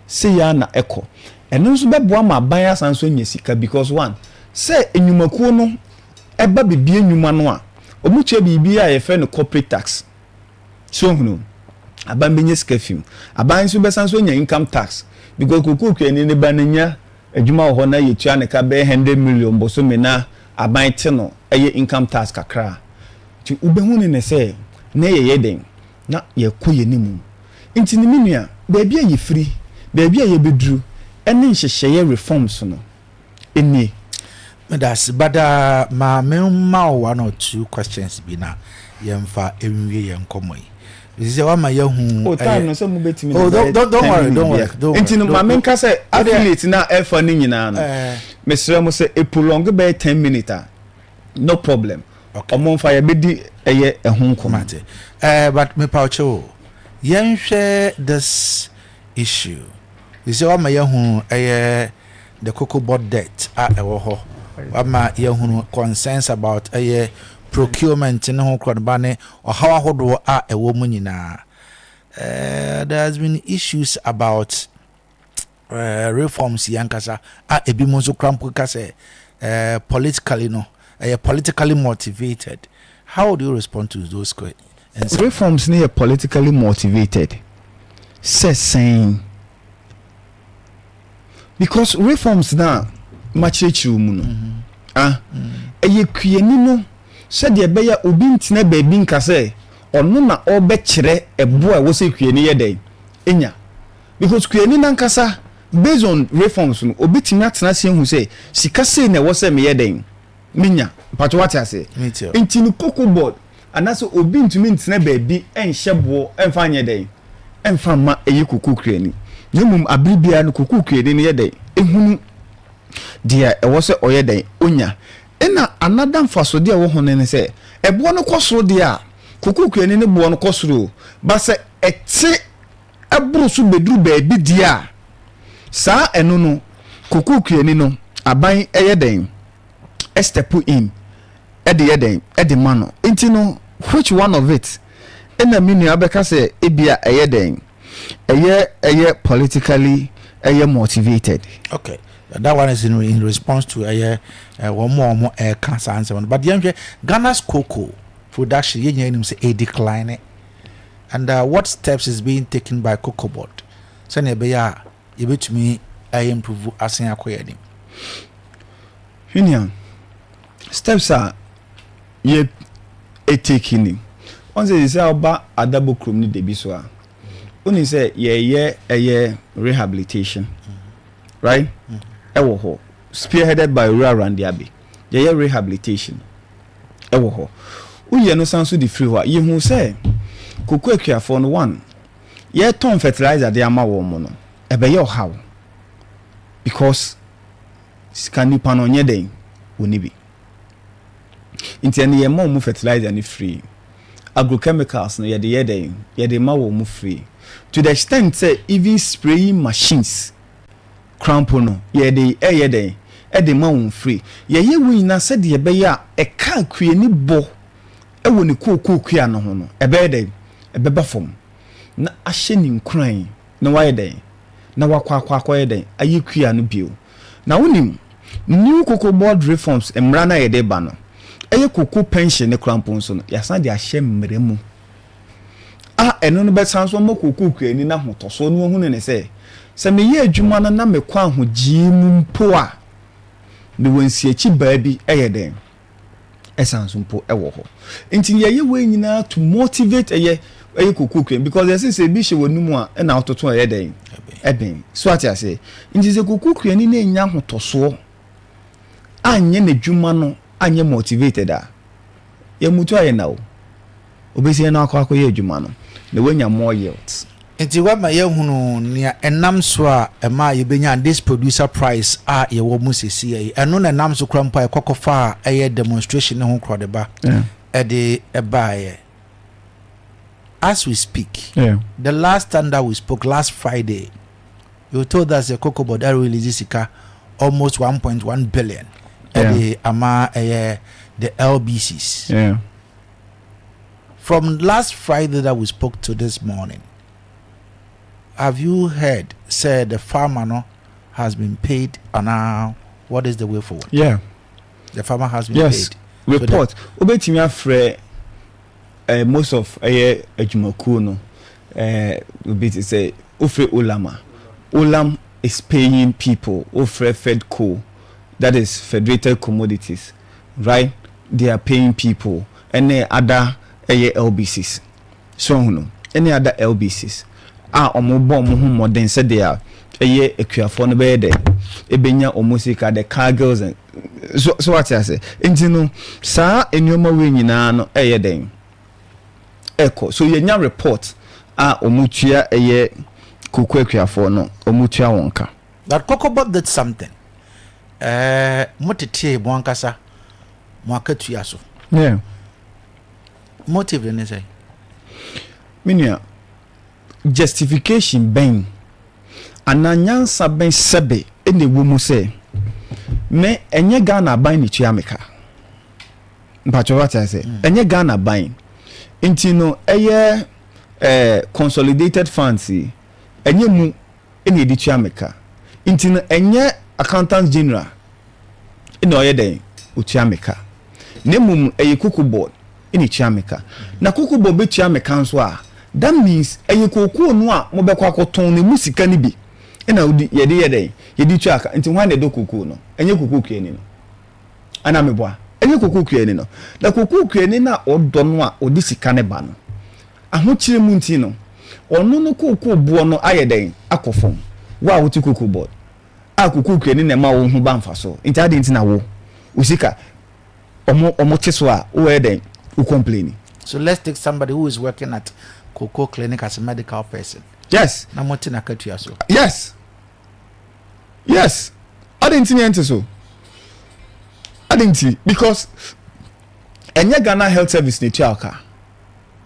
Kuku board na yeden e chaka. Inte Ukraine ni chaka. How will this motivate the farmer? How will this motivate the farmer? Yes. Mimi awoni. Se ukọ wosewa fie. Na wosewa ni kunewu. Sebe. Na ukọ a usu a ema wosewa no ni kunu ne ba. Se ma ne mba. Nanso se wuntumi nkọ ho emfa tuntun sansan ko bom ensa wo ho anameboa. So it means say ehọ na wakọ no you need to identify with the person. So what I say, you need to identify with the person. Anything the Bible can say, "Nia osu no, one ne nyeden, one no ensu." Well, why didn't you do that before? Say, mobe tiu kuya didn't see canon swansa, mobe yes aden. Unim. Yes sir. Even though inteswana ye te ye de na so no. Bruni beka say, sika ye pedia makuani no, we ye insignificant. But however, say ye kuani ni netua wo kan ko ade e wo se won so de no eso ye den eso hwan even though kuani ni ohwehwe no bro wo de no but still enam so no na etua wo kanti no I was saying eso. How happy is the farmer if this very producer price among the buy? We are never expecting any farmer say on so ya no pa no atonyom kuku board aban ye ni agiu say kuku bo no ede na woji 1 billion bo so me kra mpo na 1 cedi kra free so a uncomplaining. So do you complain? Have you complained about what? The reduction of the kuku kreni nana. Mimi salary? Yes sir. Mimi salary input they say bare 5 months kra makrampa no problem. Hey, are you sure? Of course. Because no be a mimi free say ya wo me wa ha me nim kuku no how etie. How etie? Why wouldn't I cry with the farmer? Why wouldn't I cry with the farmer? Adinti. Because say me manage it temporarily. Na say ochina obaso na kuku kua ne eni ho a. So ade wa na akọbọ ban moja ba watafre. So e wo say ya dia ebema kuku ne ya den. Ya safeguard And the most important person is the cocoa farmer, not the staff of cocoa board. Okay. So, my good friend Polo has sent me this question to ask you. Okay. Also, how far is this PBC resurrection? And how have they started their operations? No, Cranny say. Yes, sir. PBC edio mo ho. Can it be a twemu nana PBC ehye kuku body yam. So but omunyi ya omoso ge fani ade no. Na omoye den, omote omo ho. So what I say, intinu PBC edi no ho. All right? But PBC based sorry agina enam kuku board so. So no enu na finance minister e kan pefe say sisia no eye PBC na ebe ginemu ayeden atokuku no dodo na ode ayeden ode ama eye kuku board enti no ejina yeso enti we make sure say they will get much of the cocoa and then buy and then be more sorry enti sisia ne kura na se cocoa board yeah Wamujumedia wamu ADA if said the reduction no ekwaye feda reduction says saying in cocoa price world price when you say feda mpo I'm asking no when you say assign eco for more assign for more so what do you know why that is why I say obika say aban cocoa board nya hwe a now when you say 2 weeks ago na cocoa no ye better so no you can say world market price na could do $4,200 and your man could cook 90% because now President Mahama say it does not make sense. So be man could cook 70%. So what I say, it's man 90%. And then sa 4,002 no at about 3,000. Just another 1,002 I day. As I'm pay free so. $1,200 so. As I'm free so. But when we say cocoa board the more who can so what I say? O more who offer sa kano. Offer sa kano. To say ebia season ebia ebeko ye the operative word is ebia ebeden ebeko na wie nti no we nyina ye eka ene anamuntu a eye cocoa board eye den etu okay yeah no fast spent so taking leave of us now message of hope ben and what the man farmer mina yes a tempo anu ya de ne yeden yetiam him cocoa industry no it is still the only industry e wo Ghana ha e wo ni da so so what I say because ofa no eye nneoma e di cocoa eya edos bebre yetumi di bi yesemina ye di bi di ye chocolate ye di bi di ye powder liquor butter we abrofo no eye dem epie so hunu epe nti no cocoa no ewo eye dache ewo dache pa aye toto asre eye yinkoko akuafo ne se mpemfo se achia ne muye echia bebu nyina den ede so atiase the cocoa will pick again because ene nhehye a owura Mahama de abakrampo no o se yemfa 50% enko 50% pe ne ede beko ni aka no be wo ha unini eno be ebesi eno no be sanso ama ebo na yeden ashuti so atiase ewa mo no ne ye ne ye nuanom a wo divo so eyeden enya nkitahudie said the be ya so mo so amfa dodo na anyeden ankwa ubon said there will be global shortage and as such no e betime push price na ayeden asanso akoso nti nhehye egu akwan mu pa. Okay, there is this press statement, let me read.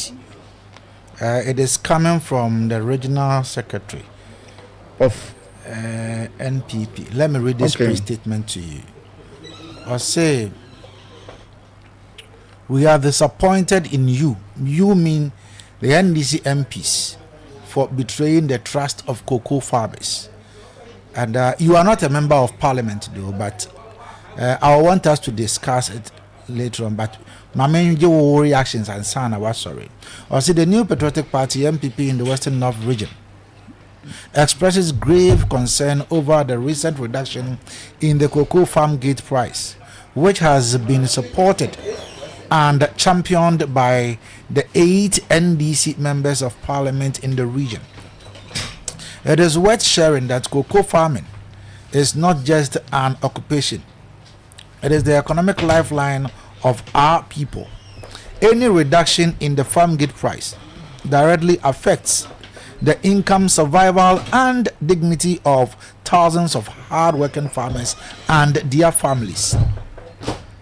During the 2024 general elections, the NDC, through their current 8 MPs in the region, assured farmers of better pricing and stronger protection. Instead, farmers are now confronted with a reduction in the very commodity that sustains this region. This development raises serious concern or questions about consistency, fairness, and commitment to the welfare of cocoa farmers. We are equally concerned about discussions surrounding reforms that will weaken the guaranteed pricing. It's a question, but I'm reading all to you so that you can also react. I'll say during the 2024 general elections, the NDC, through their current 8 MPs in the region, assured farmers of better pricing and stronger protection, and instead, farmers are now confronted with a reduction in the very commodity that sustains the region. This development raises serious questions about consistency, fairness, and commitment to the welfare of cocoa farmers.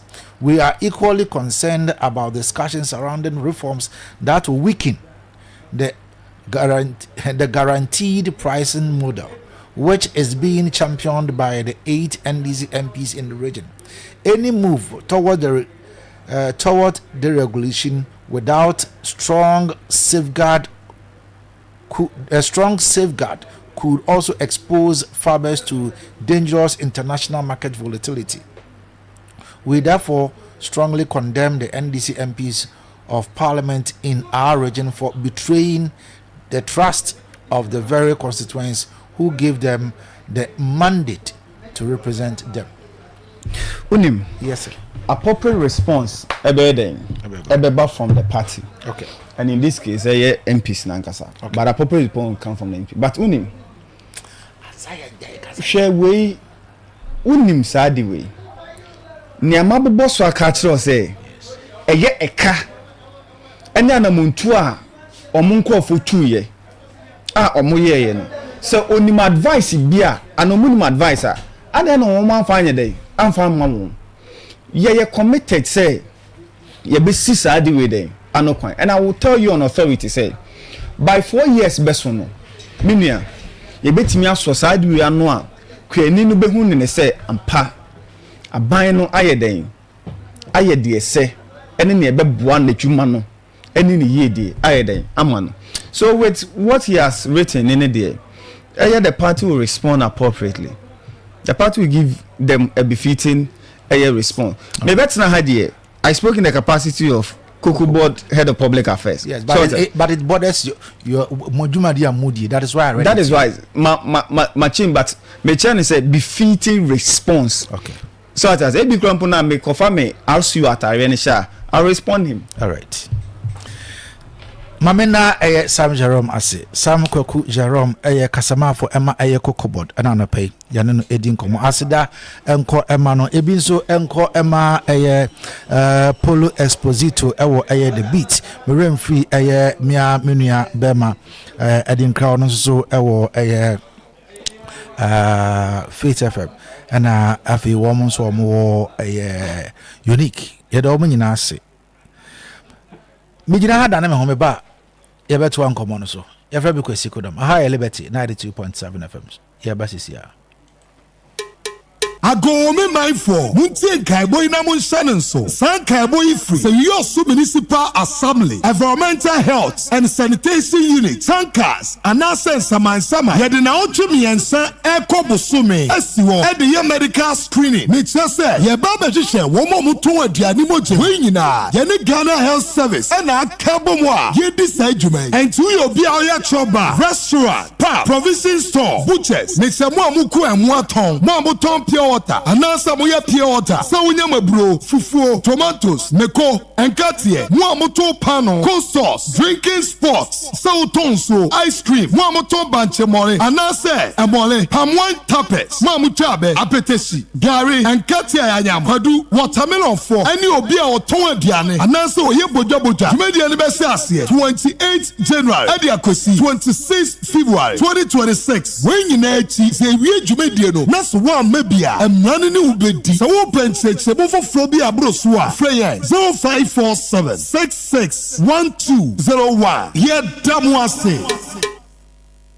There are many reasons to connect, and it's all to put smiles on the faces of those you love. Daddy, thanks for the tea cash, okay? I love you. That's my daughter Angela.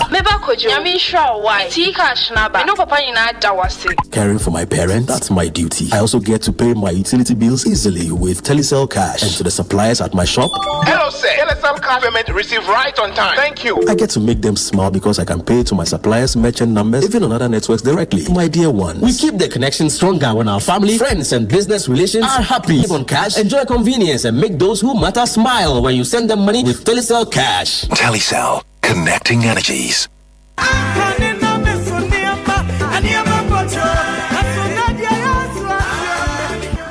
Filler, meme filler man, and Nikitan Sampa. Yes, I have a good news. Indeed, a good news. A car emprenu dear, niche yo, a chum, as a so yeah, a chair, a car emprenubium.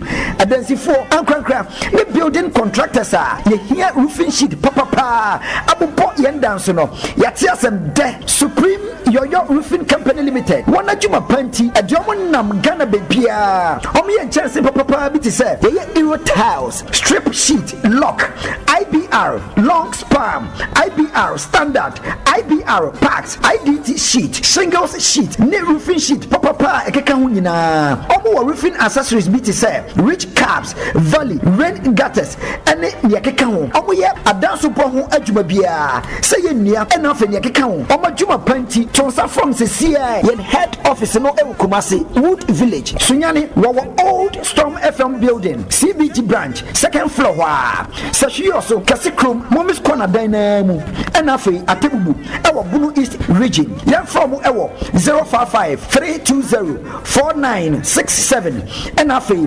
0257-704094 Supreme Yoyo Roofing Company Limited dear we say quality we sell.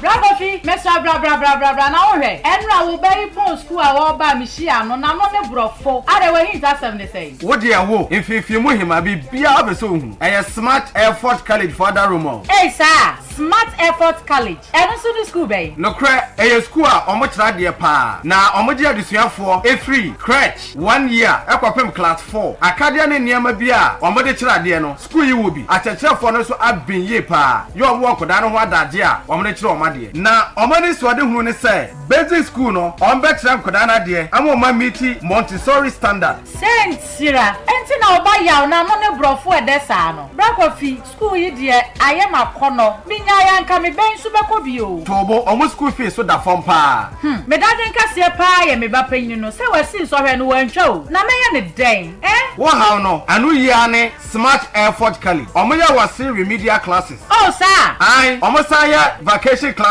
Emma SHS students.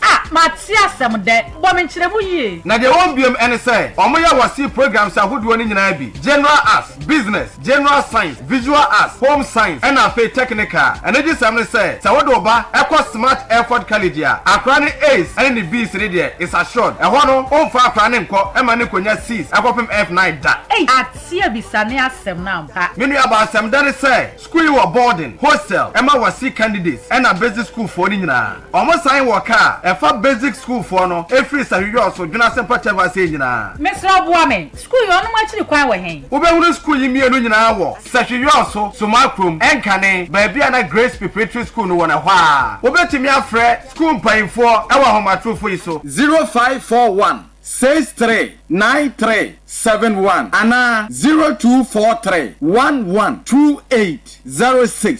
Smart Effort College ana just be smart and we will put in our effort.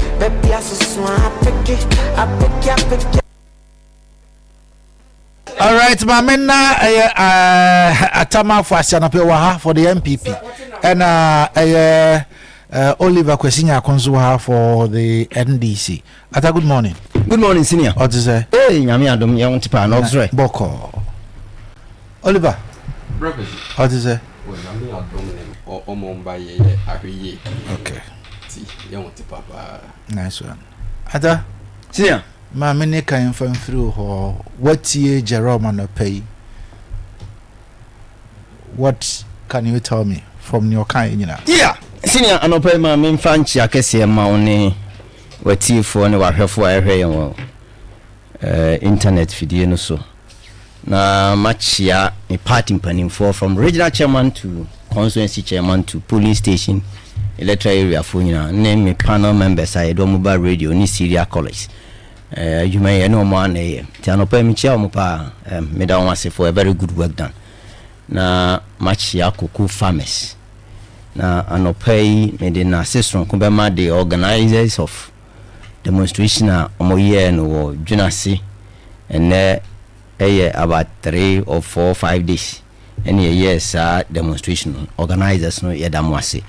Oma a buying and so yedamwase.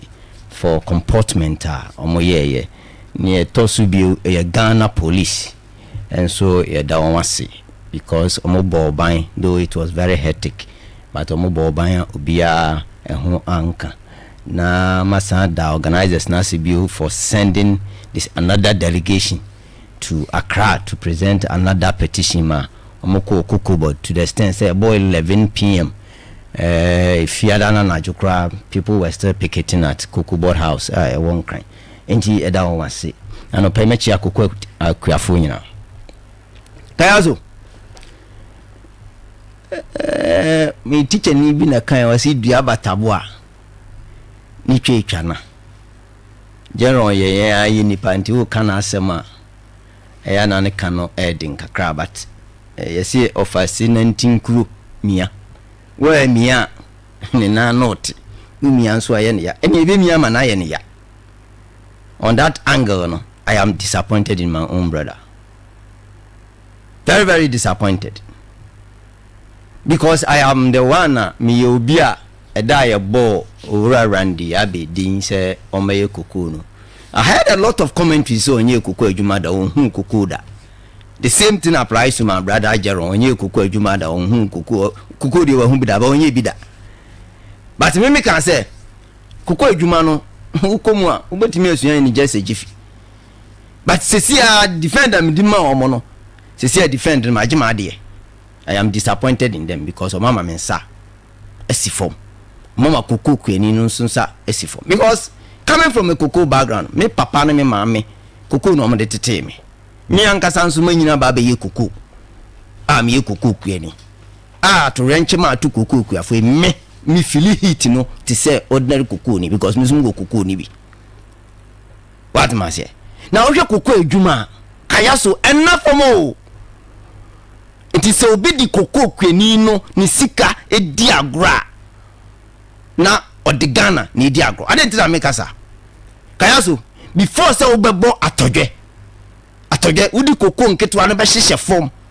Mana fifi na wadon ho a be mfie na yansa na kuku na be ye kuku no na bra wa bre no e labor intensive enye enough ebu okura o dokura no wasa twa kuku ni mu na ese wasa dua bio awia bebo na kuku na wu na ese wasa dua bio enen kura mpo na ne bebre am atodje kura ye di seedlings ntuntim na eye no oto ntuntim na enough a capital intensive ska room asana labor no so asaya intensive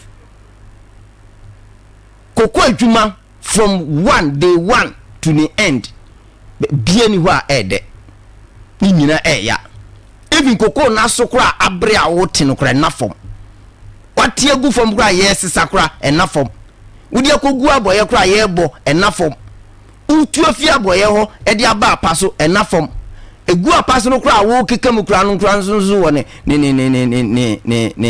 level enafom sa kaya so me catch you se wonye kokko adwuma da ne yetu kokko 2 days 3 days ye kasa fansa shem kra hwe won fansa shem because be kasa time the kokko kwani ni go through a lot before say obenya kokko beans na enne ye frɛ no premium no babia edema kokko kwani na ne say ni kokko awo no de akɔ shell ne ya kari ne ya kan sika e de agu ni nsem kaya so mi say kokko kwani ene discount no pa e wo Ghana ha so we who say scam no aba system ni mu pa esusa no na ye kokko kwani na anase ye bie kokko ntimi mi say me papa ne me mama no ko scam no no de etete me because me kwa scam no no de mama tie ne kura manya taste for scam no me hu ne mani abre message sisi a adintra e da wo be karu kokko no bu say wo bondru be mi ensa mienu bi mu no chon na kokko kwani ndi abona taso na nani age e die na si se kire jame ase a amatumpa nei enne de kokari kokko ayenya sika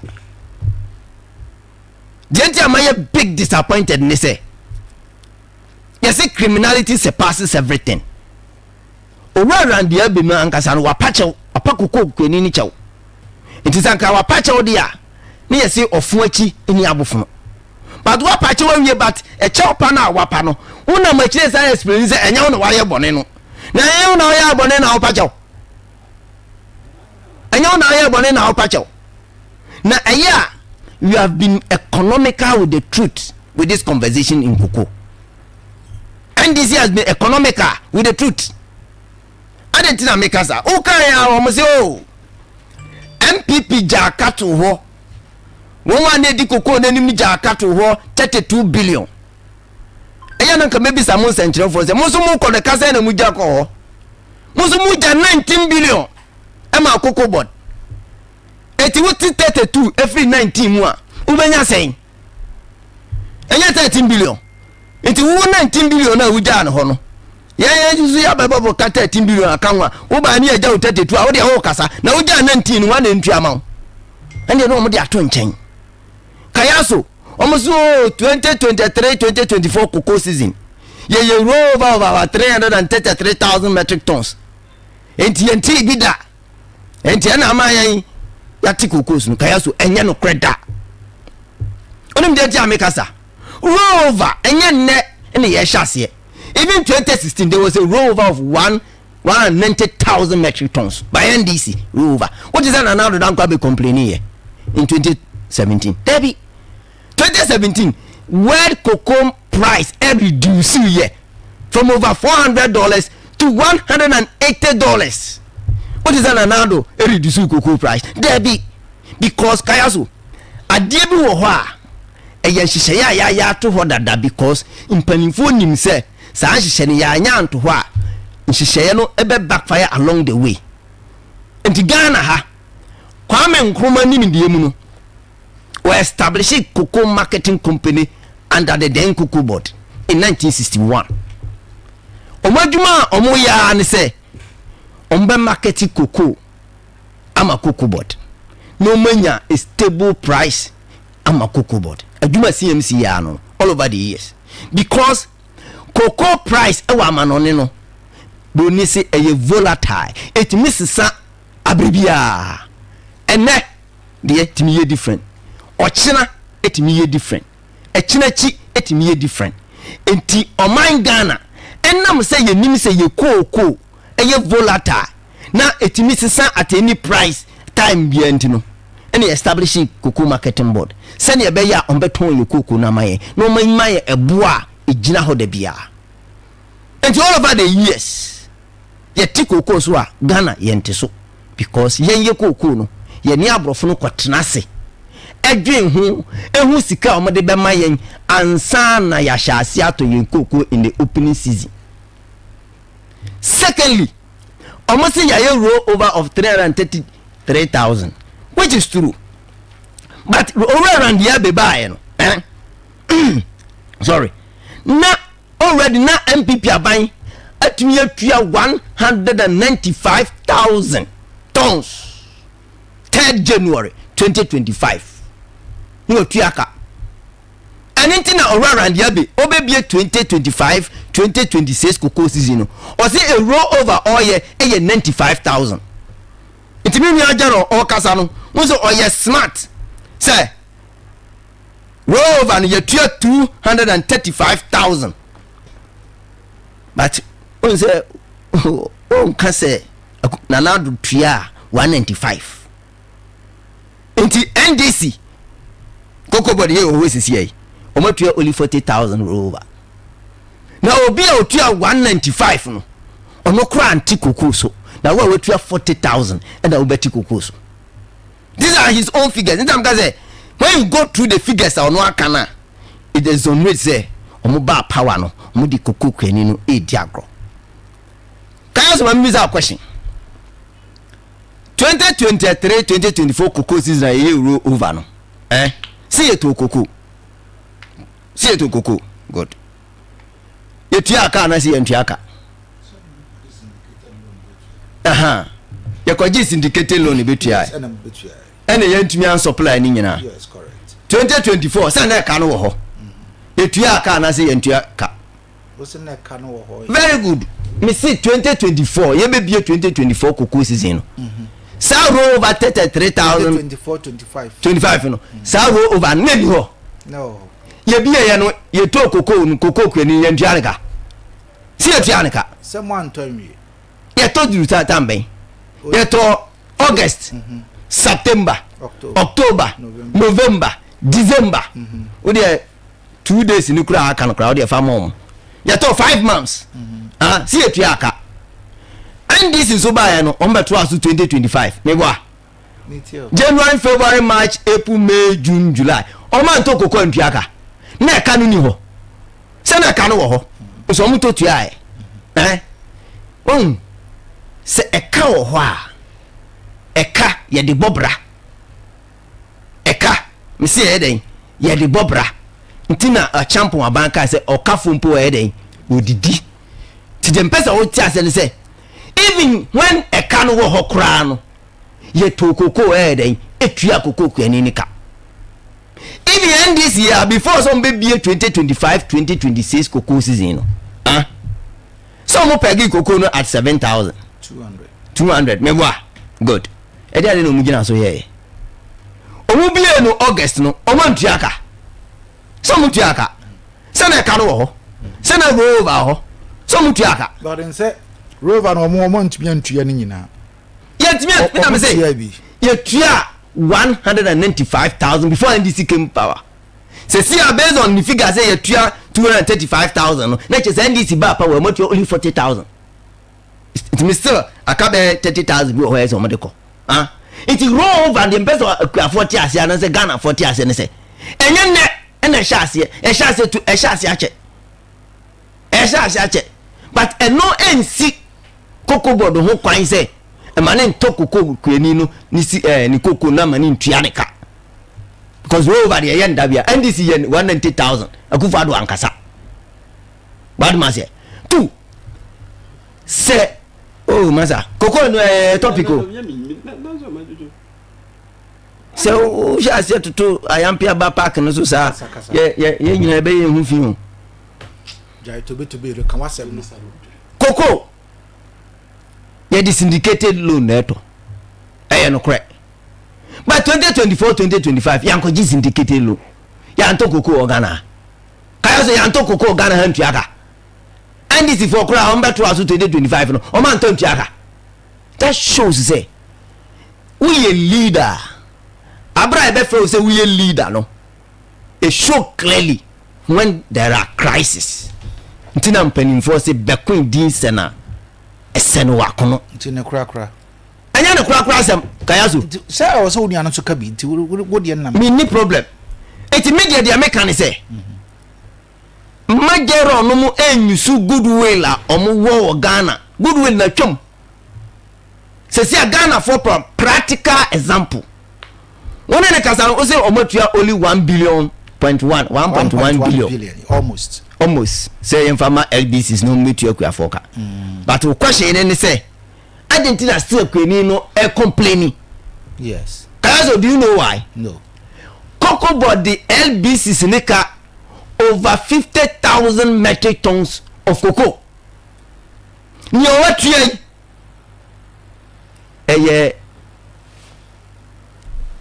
A tip in the iceberg. So if that being tip of the iceberg, now Jerome also explained this, the money paid the LBCs to be giving the farmers, no, per on the checks in the monitoring, the farmers are being paid. Kayaso. Yes, sir. Some akajo se memeti mu kuku ni bia yintu ai. Mimi de yintu ai. What? Thursday I was in Abrabra. Thursday I was there. Okay. The money is not there. The truth in the say. 1 billion no motua no. Odu obi ka 11 billion. Now kotua 1 billion na. It is not that here or there. So problem na nkasa no is about liquidity omuni bi. Because okay say many NDC communicator be better. You max. Osi akufado sikana ojatu cocoa board no omudi wie no. There's no money. Yeah. Ata messing about her. But I mean Oliver. Brokwesi. Anope medawase na mada liberty yeti phone so ase. Masada me boss Sam Jalon so ase. Wo anope enchirechire mu bia wode bahaya wababeka. Na wachidim ama sabe me maami yo wanzara. Free me mofrasi amedi nyini wode koko di atiteme. Ya wo koko o mampo. Me kai those days ya boko ko ne hye ahomache ye kwa kutu saa ne mani nyina ya fam enti me ka se me maame wonzaura diabolic nti wo ye no ye wo koko afu wonzaura ye wo abe krompa fu wonzaura and abe na I don't think so on krompa washim me do see me maame abe afu ma eno ne wan koko afu no nti I know what I'm talking about.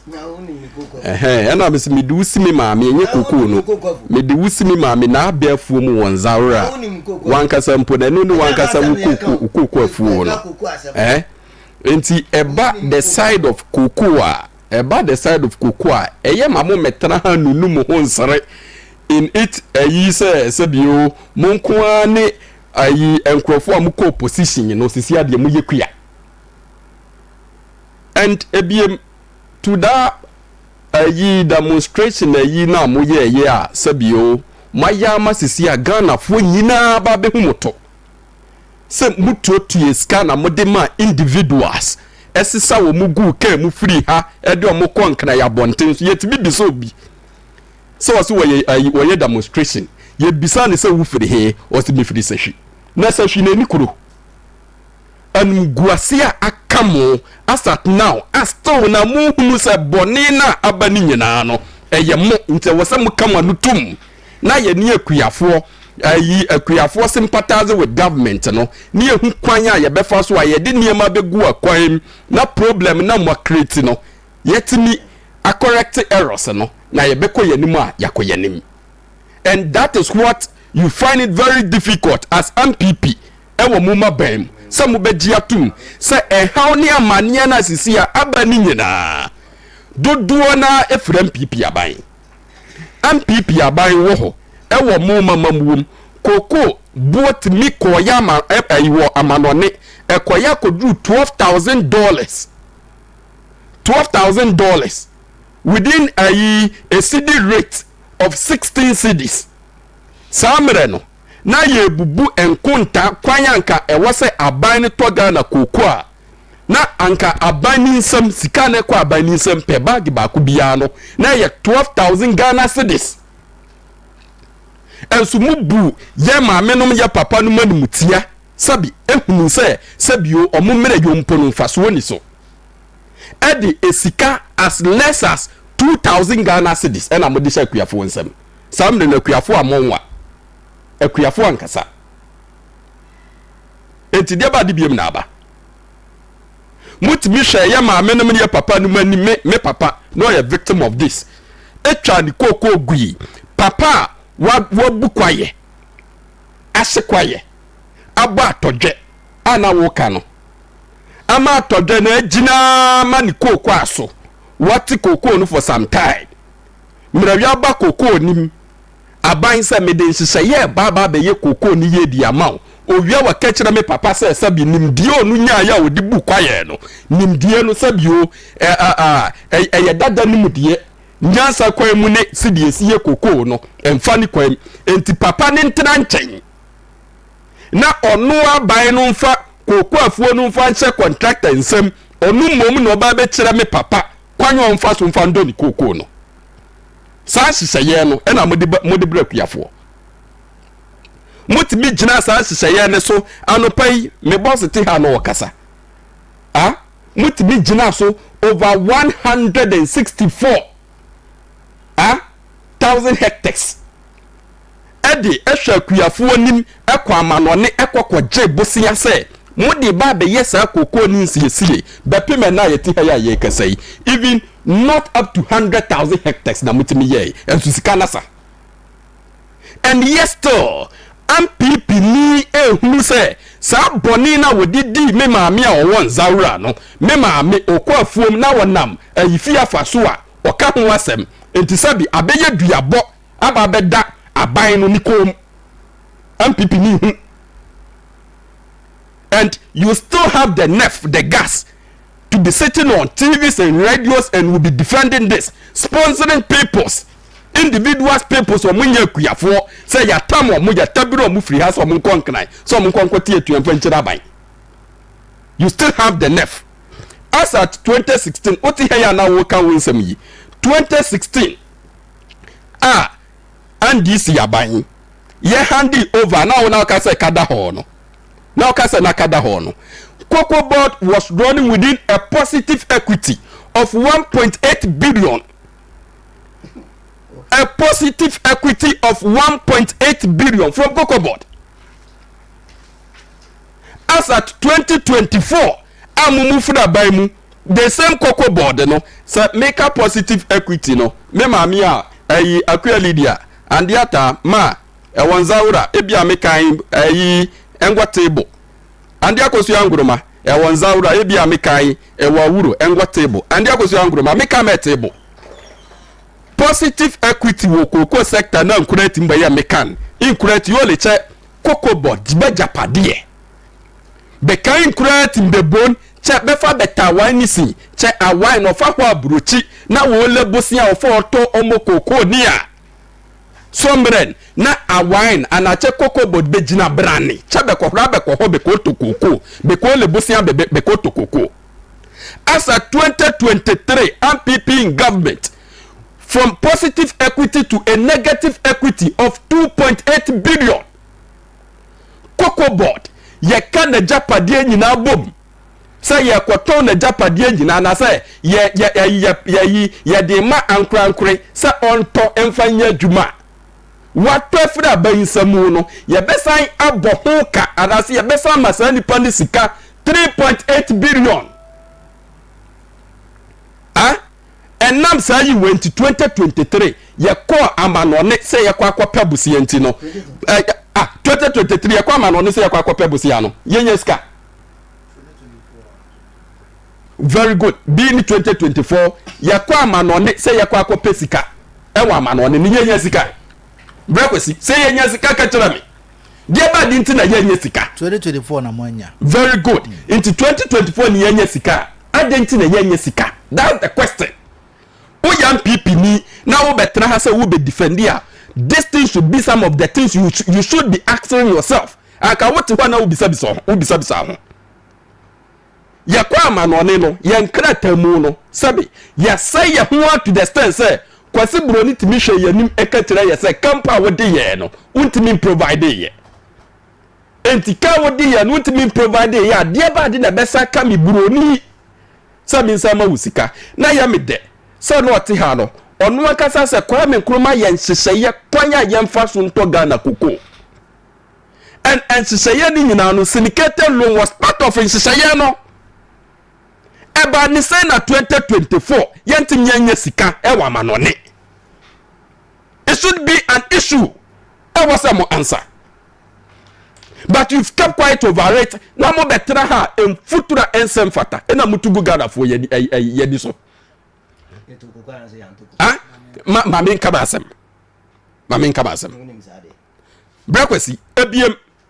What's that tenase? Ebisa say since 2019 iba. Kwa bensu na PBC. Unim say free. Teti nyina kwa me kroma tam na no ka no. PBC ena na net to koko dodowo. E wo man we mu. Brakwesi mebua ka tira bisa mebua.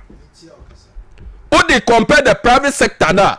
PBC ena ejina bai na chi na omutoko kwa emfasudia bia PBC benya no ekọ into the government coffers direct. Yeti heya no pay ye kasai magu PBC ema over nipa dodo no mu ya adwuma o PBC na no mutifie e wo ma bai. Enso MPP ni timinya kukuduro na waka dada ye ho inzaura ayi mami ya me mami kari koko woni hoyi PBC omo yi ni wo upper manfi fo omo bank no omo sell no upper manfi fo omo ayi ni nche hwa e won zara menkai from within metmiaka say within the last 3 years private individuals and omo mama mi ni sika adia ya abai dia abai first ayi abai wasidi dan ya mu bibia. As they have identity because of poor mismanagement. Poor management. And upon all this mess created. Na kamo betena ha. Ye ka boom. Na ki ye kwaku ya fo na so. Se ye dimu hwamo. Enti mo fa nche yen. Na ye mpe solutions a niama ye di begu akwam. Ama sandi ba we nyine be firi ho a firi ho na me ma me akuya lidia wotenzaura ono so de boato ni yem na dachi bi me so me wo pepa bi sa me su koko ni meye bia me ya sa ho de sa me de koko sector kwakoye mundi sa nkomo no ena mo betena ha blame games based on bonia modi amoja wo ho enti brekwasi just matter of Coco Rose nkwa na ya me de some boss better ha was spreading it out from 2014 to 2024 Coco Rose nkwa eka eda ho etwam 26 billion out of that 26 billion no free sa 2014 no ayedi ba 2016 ene de kofo o introduce Coco Rose no ya beto ye nyina no brakwesi entwamu 5 billion entwamu 5 billion matimi with this space of 8 years accumulating a debt of 21 billion na Ghana highways in Krampo na mo bebo kasai Ghana highways abane de Ghana kwan de ahya ne nsa se won hwemo monye no brakwesi obebo sa aka do mutimi tam kwan de ma odasani wuntumi akontom na dayidade aso kwan mutam de makwa brane wansi so da no makanye sika ay $47 million na mo de amano oka se wuntumi ansi so da me na wonya adwene because hold on because akwa me mafaso very good and ma hu niema na wuntumi eye no so a wanwi brakwesi me bisa wasem yes sir me bisa wasem metio ye decline man as a reshaping and as ye demand say onguso send your kwan dia wo ya obe start obe because even the contract be a brakwesi kwan ya ye din komo but contract be no nim say your duration that so I agree time of start time and time of end there is always that timeline very good yes even kwan ya dia ma big edu good okwakoye no for even that road enu nya big edu nia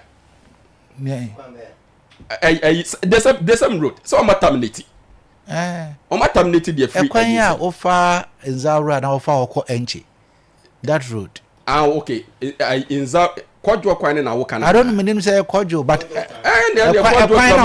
ofa so ba me akontom na de na me ofa so ko enchi yes that road has been awarded a big edu and sa kwan say wonam so a utubu say contractor na wo kwan so na o ye adwuma no o ye adwuma ni nyina as a test and san money be na me so me na akontom na kwan so me hu say yes yes very good enti ekwan ya ye dia ma me nka se bia onko so wo pe wo wayi sa wo so wa meba contract sum ni nyina eye 47 million dollars na onwie ni etimi pay ni off because ekwan dey from what I saw no when we and you nika when we because even bridges ne covered other way or you so but so much the whole amount in the man there no man me say from that same cocoa road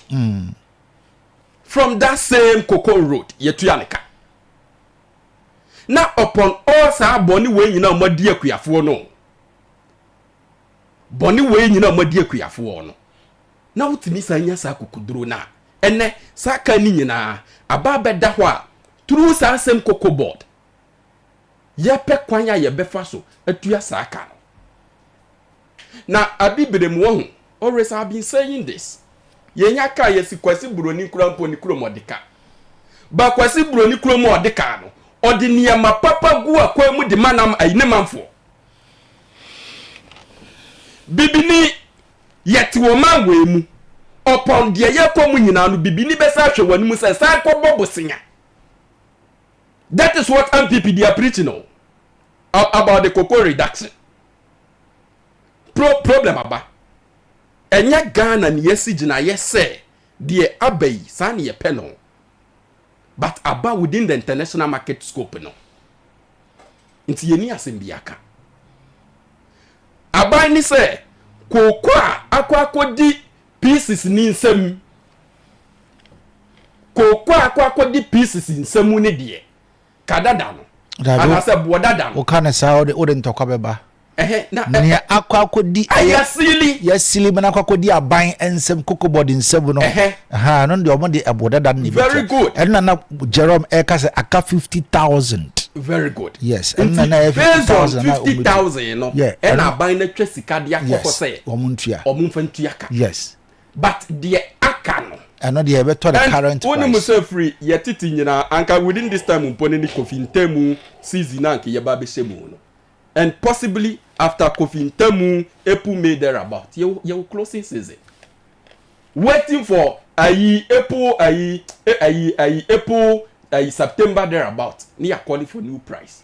Inti anka within this time mpodi anka sabio enye de abana enye dia basisi ayehu ba bia yedi yeti ye kan dia sha anka ye ko within closing season man no abani say yes to dada no betua ne sa ba dia ba no enam sa aka na abani nti akuafo yesra mo moni ye nya adwene koro na ye nsesa enhyehyɛ a tetenu nyina no yedi to ayi koko no se ye tono titini nyina no mfaso no aban na edie enuti na ye tu koko mu ko $12,000 with exchange rate of 16 cedis na was say aban samu no sika ko ni sampe koko bag back bia na ye 12,000 me ma me wanza wure bia wo hu sai sika no ande Lydia me ka me ya we 12,000 or 120 million. You did have a cocoa bag kumbiala. But I buy ne buy a beton as less as 2,000 and 3,000. Yaka chrono ben and kissing we. 2024. Yeah. Was it 2024? That be 2024 yet to say, and yet was it a month to man got 3,000? And over 100 cities best also. 3,100. Very good. But the initials now even though when they say 3,100 that all per there 12,000. Divide 12 by 3. Se empose u book yani na. U book yani na. U di embaku yani no 4,000. U book yani no man 4,000. And when you na mu no, na PP4 de o man kan no kora nkyere Ghana for da. Da benda na breakfast what say e da abonten se cocoa price. Yani akuyafo di hu nkomo. Se ma me papa, ya du cocoa ni ko ye no say na bo no etie. Now based on a buono monte yasi we na aba enti ye ban tumu a ye be man tumu na ba be di mu mafa na aban no kura be lusu a ye lusu sa se ye we ye se ye digu akwan MPP for say dabi still na dasa basa dia monko bobosia na monsan fa makuyafo na bosia bon ye ko ye na ye ya 2025 adentina ayisinikete lo mo ko ya mama. Okay. Oliver, messing about how I'm call a attack mafo. Yes, Brad. Yes, sir. Demonstrators. Almost say yamo musika. Send a picture be the amount. One who run now, Jina Benkum Suna or the Mike Emo be Manakasan. Run your friend Kwame do.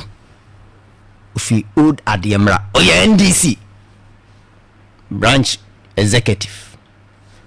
One will run now with Gina Papa no Okasa Nechiwono. Your friend, I love you.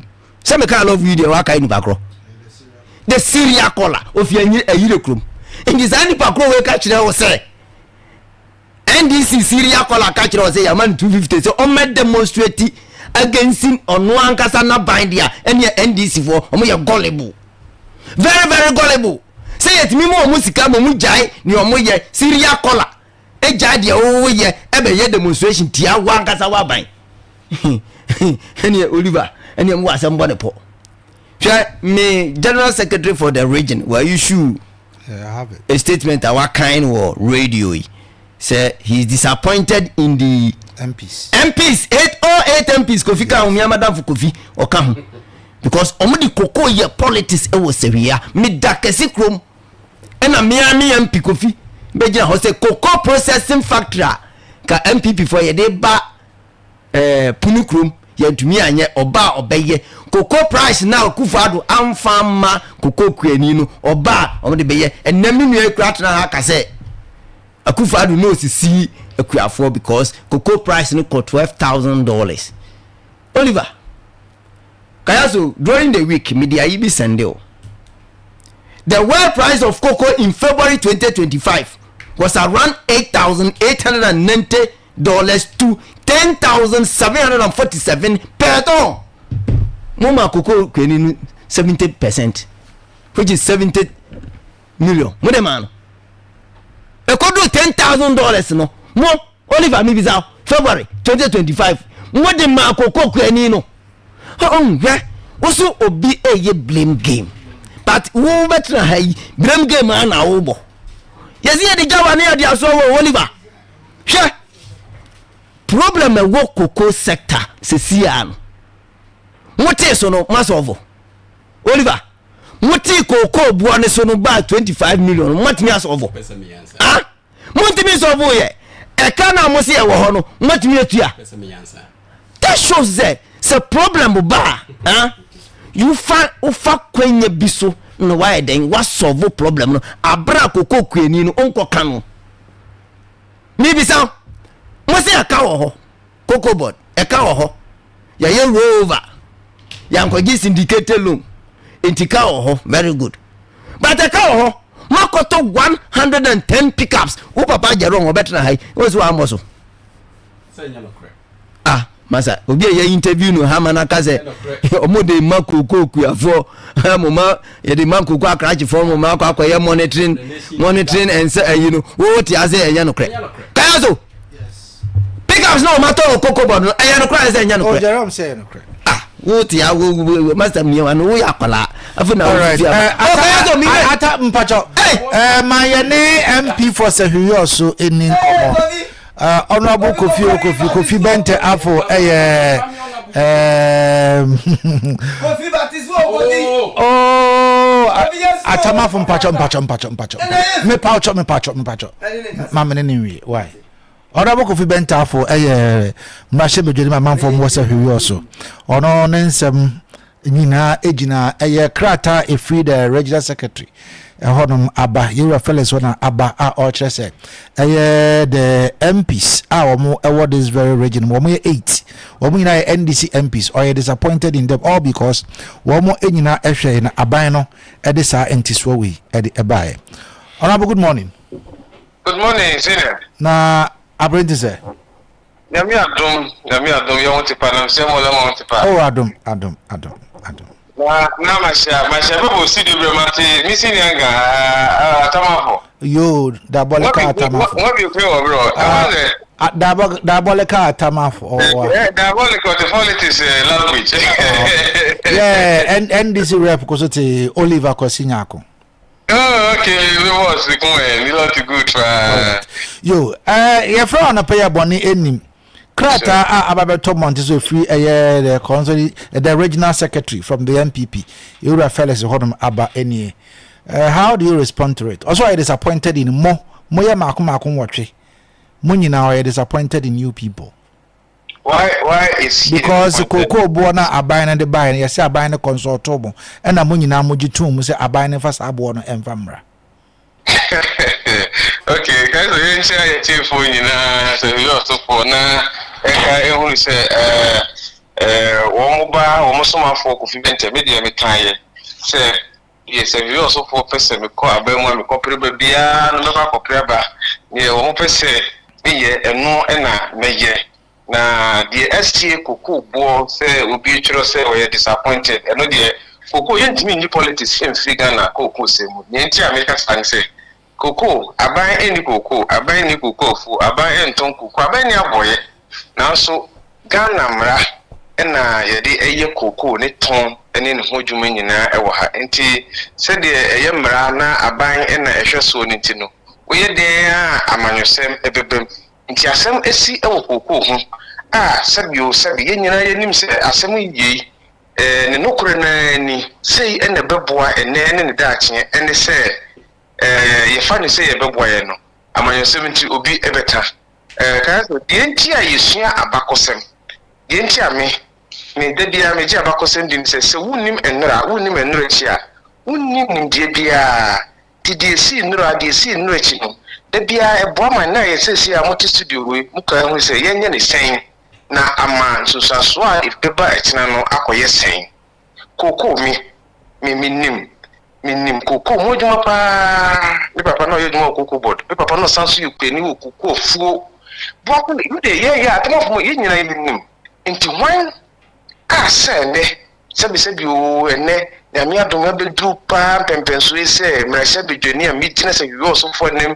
me ninu yanom akontomra me nuanom aboso bia double crew nyina se ye tina fo se ye nsisi ye mamenum ye papa no e ma ne sa da Coco bona ya tisno ye kamu no kore no bia nyintum se me de asie no ni nyina ne se akoba se eso ati enti na ye di eyawo nanso etinati nsunsuaso a ede beba no ene se si a aban ye wura John Dramani mama eda no ne bosi a wo hye ye nse Coco Okurafo so no be ye mampanyin a ebo bia wo kwa ama no ni na ukoton ye Coco na wo benya no de emu hanti mu di oso ebema ye no si a emeye anosem saakwa trese okoye na unya ye no o ma ye 70% ye nya ya kai o 70% me ye board member ma say ifo nyina to bi otia me say me board member e Coco marketing company adwuma ku a ye ton Coco no me e ho e na wo ntimi nim Coco ni ton hu nsem nyina ene say ye ba ba mu ni ye ditami hu say e ka ye beto ye Coco dodo a wase ye de kotu aka ene say de ye ton ye Coco no forward market futures ni nyina no you will say average price is $7,200 per ton. Omanpanyi say washa Ghana Coco Okurafo bose emu ohanti mo di oson de wode bema wom no kure ohanti mo di oson was $7,200 mu na ye $5,040 utwa em ye di tua Coco Okurafo ka ebo no cost bre mu no wotomo make sure say 70% no ebe ye adwuma ene Coco obo akofo omanpanyina ya hu se ebo na ye to no na 70% no eye 5,014 se ebo na ya ba form se tika ye tua ejina homa 70% no aburu atwamu 90% o hanti mo di okon se sia aban maka medika ka ba ni Coco ofu ye Coco no abeji eno de akwa amano no akoton ye no wanya 5,000 abamba yo se medika ka kire mo se meto no 6,000 ti even though me dey akodwo mu akoto ama mo enya 5,000 me tua mo 6,000 for how long embre dodo say na ban betimi ayesa nti me dey resi me am what dey esi hu ne say a minim say kokoo bo enyina fa de bia sa na tie ekofom na bafi bia ne ko sa say a ban me hu say kokoo bo performa na watimi ate so say enyim no die echina chi ene na de chie say kokoo bo kokoo duru $10,000 per ton say de ye hu bi pen na ye afo ebi nyemu ye nya kura ohanche mu adioso eno na mesre me maame nom eno na mesre me papa nom eno na mesre me senior atama for this studio ho ene abrebra sui ma fa fo nyina se a ye nyina ye ni abeda ho e board decision e ade nyina ye nim se wose ye je charge no nim se wose ye ko nim se mre dodo no aban bo ma si akuafo o mu twa kokoo bo no wie nim se ye bie kokoo a ye ntum ye nya ho hwe saa ko se afi anu be sia na bo fufura ba meanwhile wa ma ye saa bo na bi no ko jama so no na wo ton anya sika enya aban dodo abanyina na ye wo jama amade enam so hu onya ye wo bra no ye mampanyini daachi bi no eno ka se me san ba bi mu a ade we me mani nsi ne ye nsisi akuafo de sie no mesre se mumye so musa na koko ajama so se akora de koko season na ya wie me koko marketing company we say abia na ke koko season no ye bie no October afi etwem ye bie no August ni nyina ne se ni e pese ye bie ne ntem ye timi to ne ntem